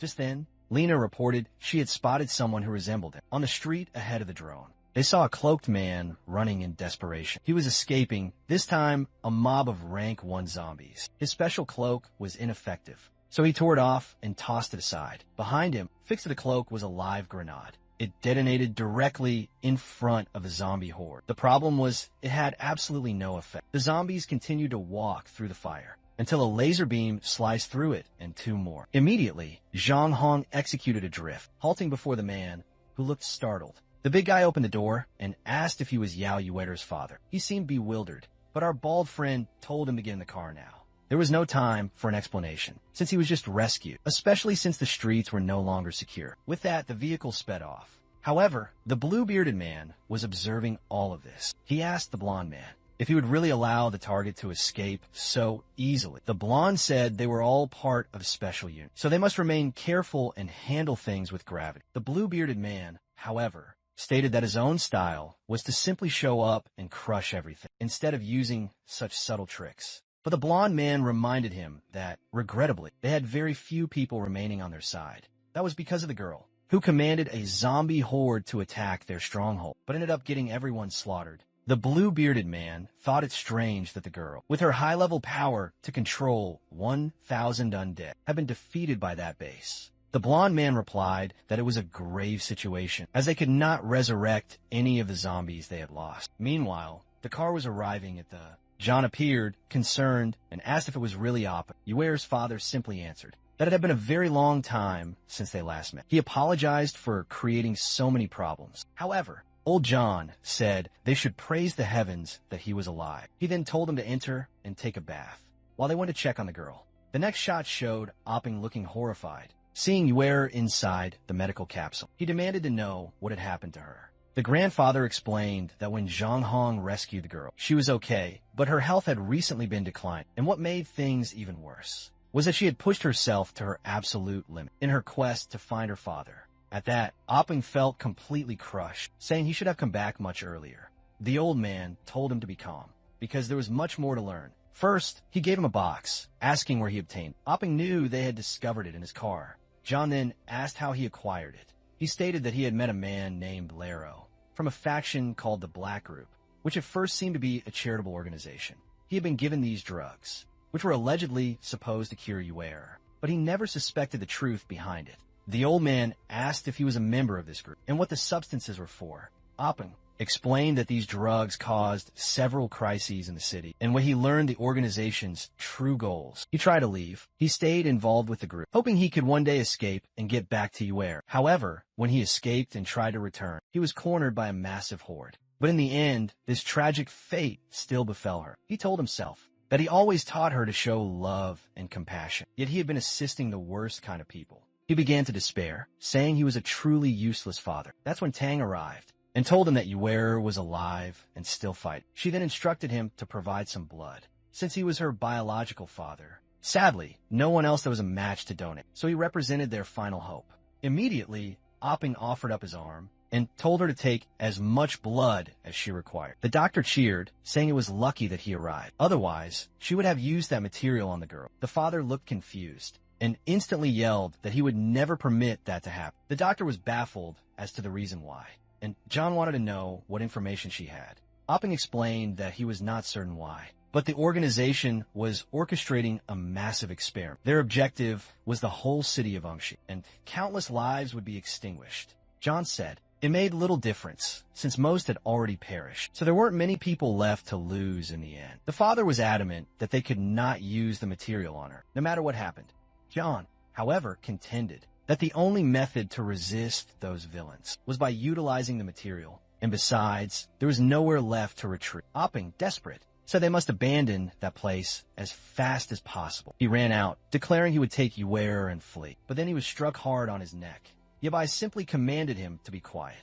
The poor man fell unconscious onto the ground. Yabai then turned and ordered them to draw the blood and begin the procedure. Meanwhile, in a different section of the city, one that was completely unharmed, something was taking place inside a tavern. There was Bluebeard, a long-haired man, asked how they all entered the secret order. Bluebeard says he joined only because his comrades had all died, so he was now completely alone. The blonde man beside him said that he must defend all the people he has left. The man at the bar said he understood. He remarked that if they became new allies, that would be truly wonderful. He just thought there would be more members in this so-called secret order. Bluebeard told him not to worry, that there were countless members, but they were out finding more recruits. Meanwhile, the blonde man stated he was intrigued about the society the superhumans would forge. They don't need to eat, can enter a battle mode, and do not even fear the undead. However, he sensed it would be difficult to unite everyone. Now, Bluebeard said he agreed with all of that, and for the moment, they would just await the consultant's directives. But the blonde man questioned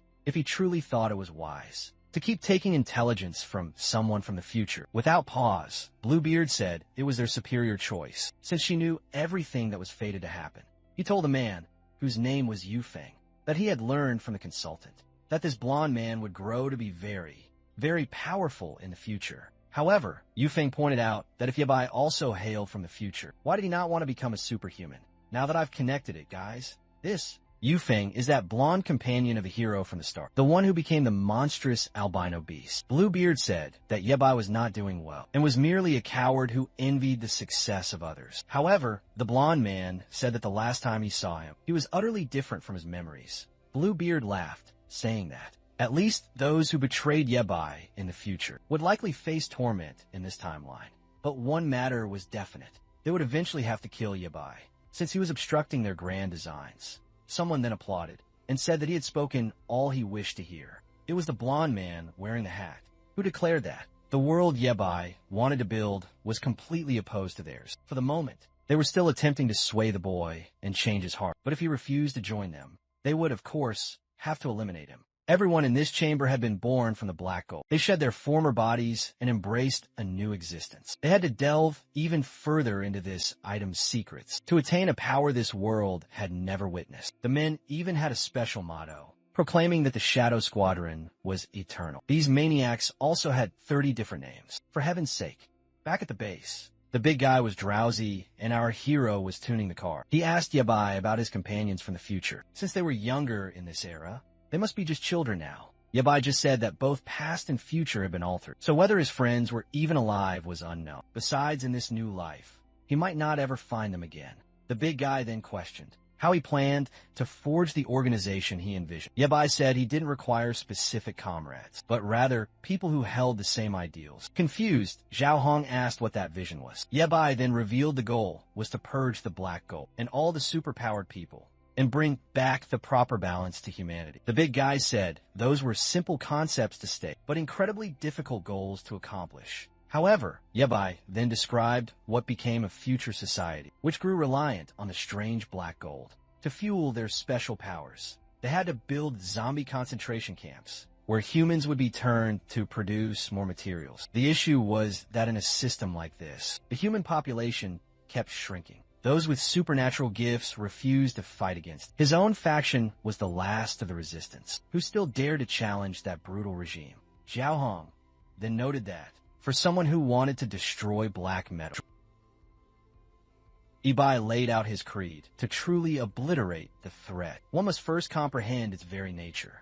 Once the last foe had been vanquished, every piece of technology born of it would also be dismantled. Zhao Hong could not help but express his awe at the sheer gravity of Yibai's powerful conviction. But Yabai warned against giving him too much praise, because without his allies from the future timeline, he would have surrendered to despair long ago. And if not for those who had saved his life, he would already be one of the walking dead. Sometime later, Opping awoke in an upstairs chamber. He remarked that the weather had grown quite strange lately. Zhang Hong said they should feel fortunate the downpour had subsided. However, Opping demanded to know if they truly would not flee this place. Zhang Hong noted that, according to Yibai's intel, the enemy faction had already spread across the entire globe. Therefore, attempting to escape would be a futile effort. The father then insisted that he knew Yuera would stay, because his gentle upbringing had made her far too naive. But Jahang countered that after all she had endured, she was more than capable of reaching her own conclusions and possessing her own independent will.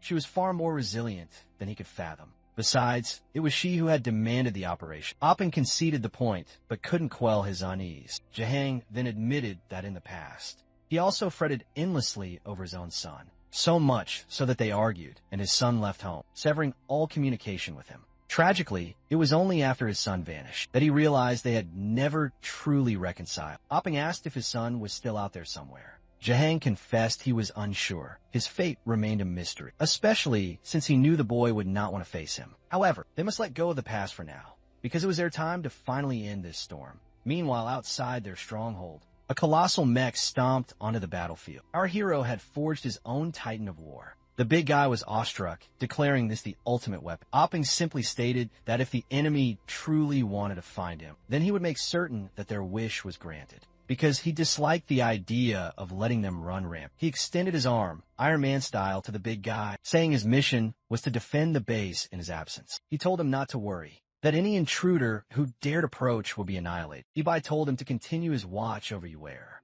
As soon as the big guy confirmed, he ignited the thrusters and soared into the sky. The fool just stood there watching, muttering it was incredible. Meanwhile, in another part of the ravaged city, the blonde man was simply observing the scene unfold. The entire group was watching. They knew it was Yabai.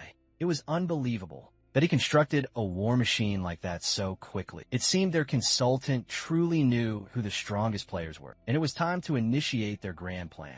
Bluebeard, thrilled, said he could barely restrain his own excitement. The blonde man then told him to start the festivities. Instantly, the man began his grotesque transformation. His hand turned crimson, something burst from his back, and then he became a monstrous, winged, horned beast. In that moment, he took flight. It spelled disaster if he was flying toward the base. Inside, Oppen was busy running some vital tests. Jiang spoke to Yuer's father over the comms, confirming that his biological compatibility was flawless. Oppen thanked him, saying that in the past, he would have needed to labor a lifetime to pay for this surgery. It appeared they would attempt a stem cell transfusion. Oppen said he didn't know how to ever thank them, but Jiang told him to keep his eyes on the monitors for enemy activity. Opping agreed and went back to his surveillance. Suddenly, a violet energy sphere rocketed in and detonated above them. Immediately, everyone felt the entire facility shudder. Of course, it was a mutated Bluebeard in the sky. He raised his hand again and fired a second volley. The base appeared to be shielded by an energy field, but even so, everything inside was shaking violently. John wondered if their stronghold was under direct assault. Oppen reported there was nothing on the ground cameras, and the other surveillance feeds were now offline. Meanwhile, the big guy had already sprinted to the vehicle and warned that there was a massive, winged beast launching fireballs from the sky. Considering the surprise element, it was certainly a creature from that shadowy organization. Zhang Hong immediately demanded they raise the blast doors so he could go out there and handle this threat. Zhang complied, but warned him to be extremely careful. The gate lifted, and he roared out from the rooftop. The new missile pods our hero installed began to fire instantly. The big guy roared. The enemy would pay dearly for daring to attack their home. The laser fired, and Bluebeard was taken by surprise, but the villain managed a narrow dodge. But the next barrage was already on its way. Meanwhile, Yabai was flying far from there. However, he found it suspicious that his communicators had gone silent. He wondered if he was now entering the territory, controlled by those mysterious enemies. It was best to be ready to unleash his full power here. But then he sensed something. He swerved sharply and evaded another powerful strike. There were multiple mechs on the ground below, also constructed from the black metal. He recognized them immediately as creations of the Black Guild. So now he was positive that someone had come from his future. He fired a laser, but the machine deflected it. Yabai was impressed that they possessed this level of technology. However, he flew up and crushed the creature's head. He punched another one of the robots, and the Titan-on-Titan battle was now in full fury. He evaded yet another attack, drew a claw, and impaled another one through the chest. But as soon as the first machine fell, he looked up to see 5 more descending upon him. He began to question why there were so many. He wondered how long these people had been back in this era. Once again, he unleashed a volley of missiles that scored direct hits, for erupted in flames, and he vaporized another with a laser. Meanwhile, back at the base, the big guy was trying to hit Bluebeard, who simply evaded. The long-haired man asked if they would finally breach the base. Loro confirmed, but said the man was afraid because of the electrified fencing and the poison gas. Loro said they would make their entrance, but not yet, as they would be too easily eliminated. However, this was all anticipated, which is why he had other plans. At that moment, Oppen warned everyone inside the base that the big guy appeared to have driven off the winged monster. He asked if he was all right and about the surgery's progress, but then something appeared at his neck. A torrent of blood erupted, and he collapsed to the floor. Immediately, the blond man materialized from his corpse. He remarked that this blood mark was perfect for him to inhabit. Even better, as it seemed he was in the command center. Meanwhile, on the outside, Xiao Hung was having the time of his life. He fired another salvo of missiles straight at Bluebeard. The creature tried to escape by taking to the air, but realized it couldn't and turned to cast a defensive spell. It managed to detonate a few of the projectiles, but a laser beam struck its hand directly. The sky lit up and it fell to the earth like garbage. The big guy was thrilled, yelling that the vehicle's combos were insane. Slowly, he advanced on the massive beast, which began to conjure another fireball, slamming it down, unleashing a shockwave that sent the tank flipping over. The vehicle began to tumble. Bluebeard declared that this was where the fight would end. He leaped toward him and with both feet grabbed the tank side. He then drew closer, saying it was time to crack open that can. However, the big guy, completely unfazed, swung the door open straight in his face. He drew his sidearm and took aim to fire. The monster tried to evade, but was still struck squarely in the shoulder, causing him to reel backward in pain. If you thought the big guy would stay put in the car, you were wrong. He slid out and faced down the beast. At that moment, Bluebeard said he now understood why he was sent to this location. The big guy asked what he was talking about and why. He seemed to be laughing. The monster kept chuckling and called out John's name and said it had been a very long time since they had met. He then began to revert to his human form and asked if John didn't recognize him at all. That's when John recognized him as his old friend, Xiao. Meanwhile, back inside the base, Tang was standing guard over Yuer. She seemed relieved that no debris had struck the capsule. Zhang informed them the attack likely severed the main power. Now, they were operating solely on emergency generators. However, the greater issue was that the stem cells they had taken from her father had been completely ruined. Tang said it was no issue. They could simply ask him for more. But just then, the blonde man entered, stating that unfortunately, he would not be able to return to this facility. Zhang whirled around and demanded to know who this man was. The blonde man introduced himself as part of the organization and offered his apologies for what occurred.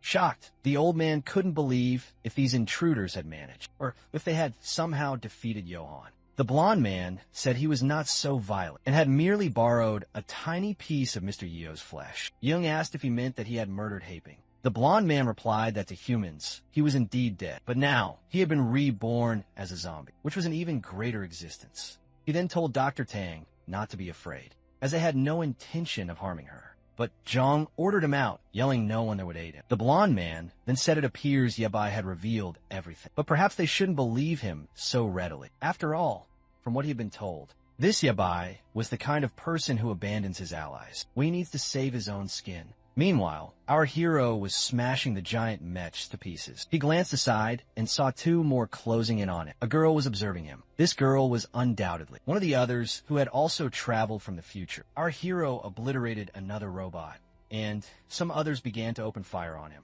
He defended himself with ease. He spun around and annihilated the other two. They were slowly being reduced to dust. But he found it strange that these machines were so weak, as if they were nothing more than simple construction models. Then a massive gate began to descend. Inside, there was another challenger. Two pale, white legs emerged, and some kind of flamingo, peacock-lion hybrid abomination appeared before him. He noted that at least when it came to flair, this faction truly never failed to impress. The creature unleashed a piercing shriek and immediately charged at him with a furious roar. Yabai managed to dodge, but she initiated something in her stance and launched an immediate follow-up strike that sent him flying backward once again. The monster continued her assault while he desperately evaded. Then she activated something in her eye and focused on him. There was some kind of slowing aura, and he didn't even have to look directly at her. While he was immobilized, she unleashed a wave of violet flames. Tragically, he could not move in time, and our hero was engulfed. Back at the base, Zhao Hong demanded to know why that man was alive. But Bluebeard said it was the same question. He wanted to ask of Zhao Hong. He insisted, demanding to know what happened and why he joined this group. He asked if he was the one who had betrayed them and led to the deaths of Shao Qi and Ah Koen. Bluebeard admitted he was there, but he had done nothing intentionally. The big guy then roared, asking why he had betrayed them all when they had trusted him like their own brother. Bluebeard replied that their crusade of stealing from the rich to give to the poor was always destined for failure. On what should have been their final heist, they were ambushed by the authorities. However, thanks to the new organization, he was rescued in time and saved his friends, who were gravely wounded while Zhao Hang had vanished. The big guy asked if he had truly saved the Kun and Shao Qi and if they were still alive.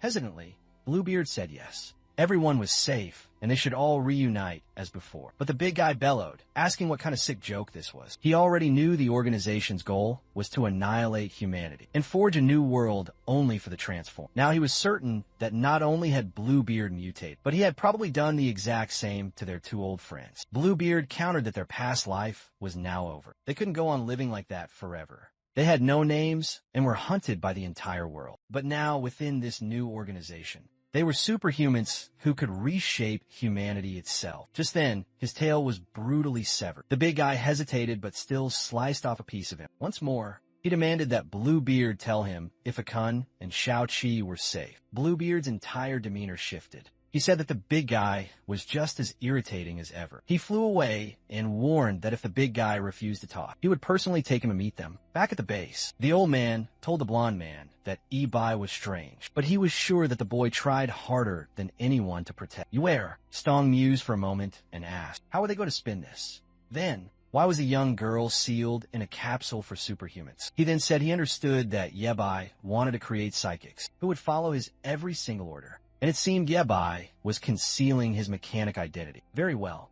He then went to the console and stated that these so-called apocalypse mechanics were zealots for the Black Gold. They were masters of experiments on human bodies. Zhang asked what he was attempting to do. Stong simply answered that he was helping the boy complete his goal, but with one tiny alteration. They would make this girl into a psychic loyal to the Black faction. He pressed enter and declared that now, with one more ability user, the organization had grown even stronger. The old man cursed him as human filth and charged him with an iron pipe in his hands. But suddenly, fire erupted and melted the pipe. Jiabo was standing next to the blonde man. He warned him to be cautious and not to play with flames in here. The long-haired man replied that he was excited to meet the new company. Not to mention, he felt a special bond with her. The blonde man then ordered him to shut down all defensive systems. In that place, he said he was on it. However, he started yelling in pure frustration, saying he was angry because there was nothing to ignite here. He then noticed Lena collapsed on the floor.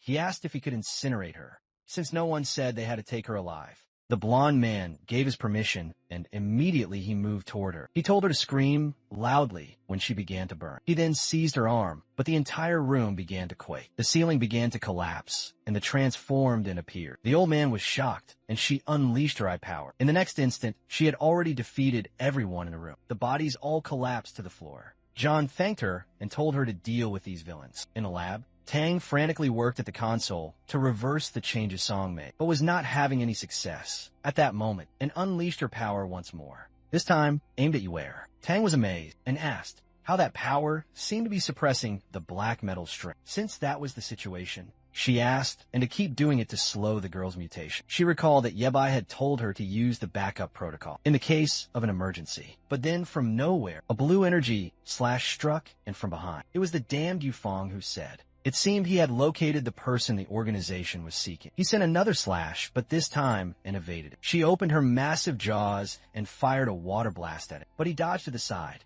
However, the exchange of powerful attacks caused all of Tang's pieces to scatter across the floor. Back at the enemy's stronghold, the creature had just lit Yabai ablaze, but he defended himself with an energy shield, saying he was wasting too much power in this place. It was time to end this in one swift blow. He produced the flamethrower from his hand and aimed it at her. The creature was set on fire and tried to use her eye ability, but he evaded it. He fired 2 missiles that struck beside her foot, and by the time she saw him, he was already approaching from the side. He severed one of her legs with a massive chainsaw. The creature collapsed, and he immediately shattered her main eye. High above, the white-haired girl was simply observing. She commented that he had passed with exceptional marks. Our hero stood before the inferno, with the creature being consumed by the roaring flames. But suddenly, he looked behind him and fired a laser aimed at the girl. The top of the stronghold exploded. He looked up, but did not see her. But she was soon standing beside him, saying he truly earned the title of Master Mechanic. Once more, he tried to strike her, but the damned girl teleported away. She appeared on the other side, saying it was a pity he had not joined the Mechanics Committee. Angry, Ibai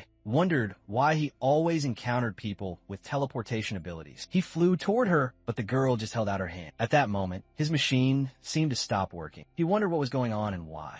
It seemed like his energy was being drained. He then asked if she was a traitor to the committee, and from what era she had come from. She said that once she had been the great sage of the Northern Mountain. She served the Mechanical Council that you should know well. She lowered her hand, and Yebai's Titan crashed to the ground. He wondered why everything felt so immensely heavy. She then revealed that this black gold manipulation technique came from 100 years in the future, so he should give up his resistance. The only path he had left was to join their organization. Ibai seemed to know the name of the great sage of the North. He said that everyone assumed that she had died, since she vanished without a trace. But it seemed she had become a lapdog for the black organization. He said that by doing this, she was a complete and utter disgrace to her grandfather. This girl was Dr. Jiang's granddaughter. Her name was Jiang Yu. Could she be the future version of Yue? Now I'm completely baffled about what is happening here. We're trying to understand, but she said that joining the Shadow faction was the most logical course of action, and everything she did was to advance the evolution of what her grandfather had begun.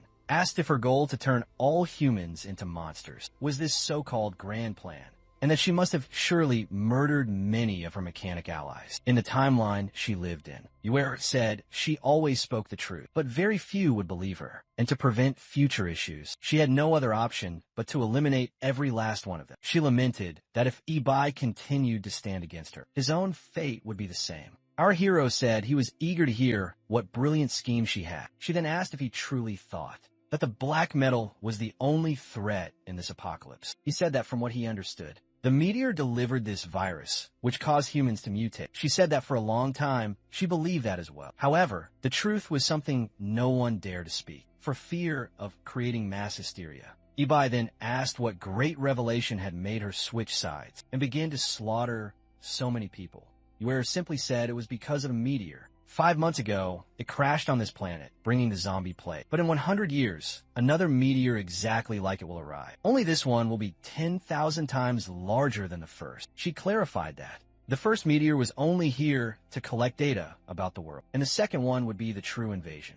Even with all the weapons combined on the planet, it was impossible to stop a meteor of that magnitude, especially one that was radioactive. And considering that in her future, the endless wars had left them with no aerial defenses, they were completely helpless. As a final resort, the committee had a new idea and started to build ships to escape the planet. But by some miracle, she had found the same time machine that Ibai had used, even though this one's limit seemed to be the consciousness of 2 individuals. It was more than enough. Angrily, he asked if everyone was doomed to die, why was she trying to turn them into zombies? Yahello explained that from the moment the first meteor struck, it was unavoidable, that everyone would eventually mutate into creatures. She had only sped up the process by spreading the black gold. To save mankind, they had to unite all superpowered people and avert the disaster that was rapidly approaching. Meanwhile, back at the base, Aang was battling Yufeng. John was trapped under debris when an unconscious Dr. Tang appeared. Suddenly, Song began to materialize, saying that was a close call. He said risking it all like that was utter foolishness, and asked if everyone was unharmed. He began to pull John free, and said it was a good thing to see he was still breathing.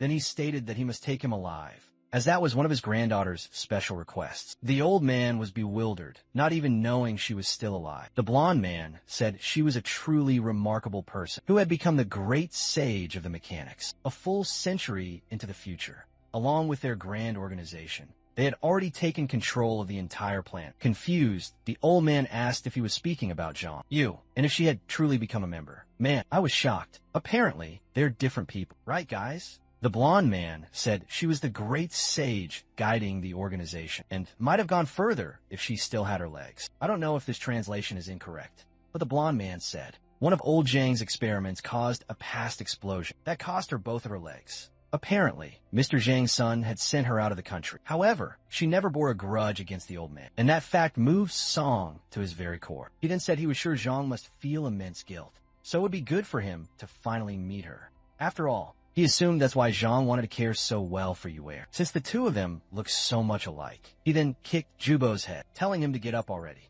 He ordered him to take the old man and Dr. Tang, saying they were returning to their main base. But then someone else entered the chamber. They looked bewildered. It was Yahello's father, who had been transformed. The blonde man quickly told Jubo to finish them all off and take him away, but Jubo was on the floor, completely petrified. Zhang's friend had risen, covered in muck, and was advancing on Jubo. He tried to unleash his flames, but the creature was immune. Zhang awoke and saw Xiao Xing shielding her. Once more, the blonde man kicked Yahello's father, saying that it's such a pivotal moment. Things could not go astray. The old man cried out for it. But at that very moment, Yahello's capsule began to radiate light. Meanwhile, Lena was watching and battered and beaten outside, and Yufeng was mocking her, telling her to surrender, because she could not match him when it came to speed. Even poor Jiang was knocked completely unconscious. Bluebeard said he had gone easy on him, but it would be better if he became a superhuman now, because he'd be immensely stronger. But then, energy flared up behind his back, from the center of the base.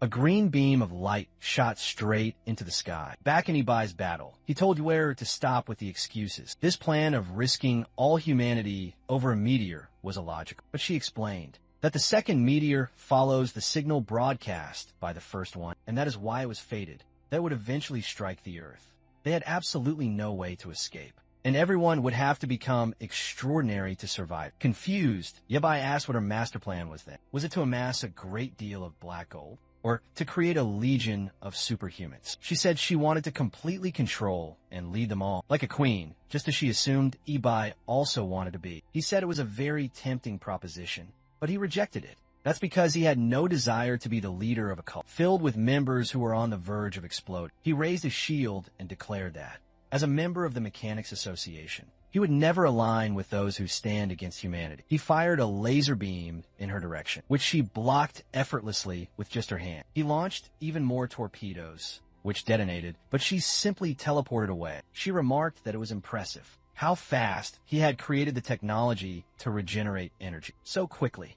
But without the black gold, it was only a matter of time before he ran out of energy. Her power once again forced Ibai's colossal mech downward. He ignited the thrusters on his back, trying to break free, but she merely extended her hand and slashed right at him. The boy kept flying, firing more missiles, but she protected herself within the smoke. He charged in and unleashed a powerful shockwave, but this time it had no effect. Still, he celebrated, because at least now she couldn't teleport. But Yuri called it ridiculous to think she could be stopped by that kind of attack. After all, his system would overload long before that occurred. Yabai persisted, saying if he could drag her to the next life, that would be victory enough. But Yuer asked if his priority wasn't self-preservation. He kept fighting, saying he would never be a puppet for others. Yuer then questioned why he had joined the Mechanics Committee. He answered that, at least. The committee could see the difference between the horrors of humanity they had faith in, continuing the search for a way to save the people of this world. But she pointed out that up to now, all he had accomplished was getting revenge on Ruoxi. The protagonist said that was perfectly fine, because he had 100 years to come up with something better. She kept insisting, saying he should recall humanity's boundless greed. But then a voice said, "It is prepared." Both of them were completely startled, and Yuer appeared, flying on butterfly wings in the sky. Yabai instantly knew it was her. He asked why she had become an extraordinary being. Yuer said it was ironic for him to speak of resisting powers when he himself had created such a creature. However, Yuer brought her hands together, and violet energy began to drain from the other girl. The power was flowing straight toward her, and Ibai wondered why the black gold seemed to be vanishing. She fell to the earth, questioning how this could be possible. Meanwhile, Yabai was trying to comprehend how she was capable of absorbing the black gold. Yuer explained that she could completely drain the energy from any zombie, and that she could finally help everyone. Startled, he pointed out that she did not look well. The young girl calmly acknowledged. She knew her body would not hold out for much longer. This fate was always going to happen, with or without this transformation. Yuer then revealed that she had witnessed Ibai in the future. Confused, he asked if she could now read people's minds, but she only smiled and explained she could perceive the truth. Yuer had traveled to the past to save them all.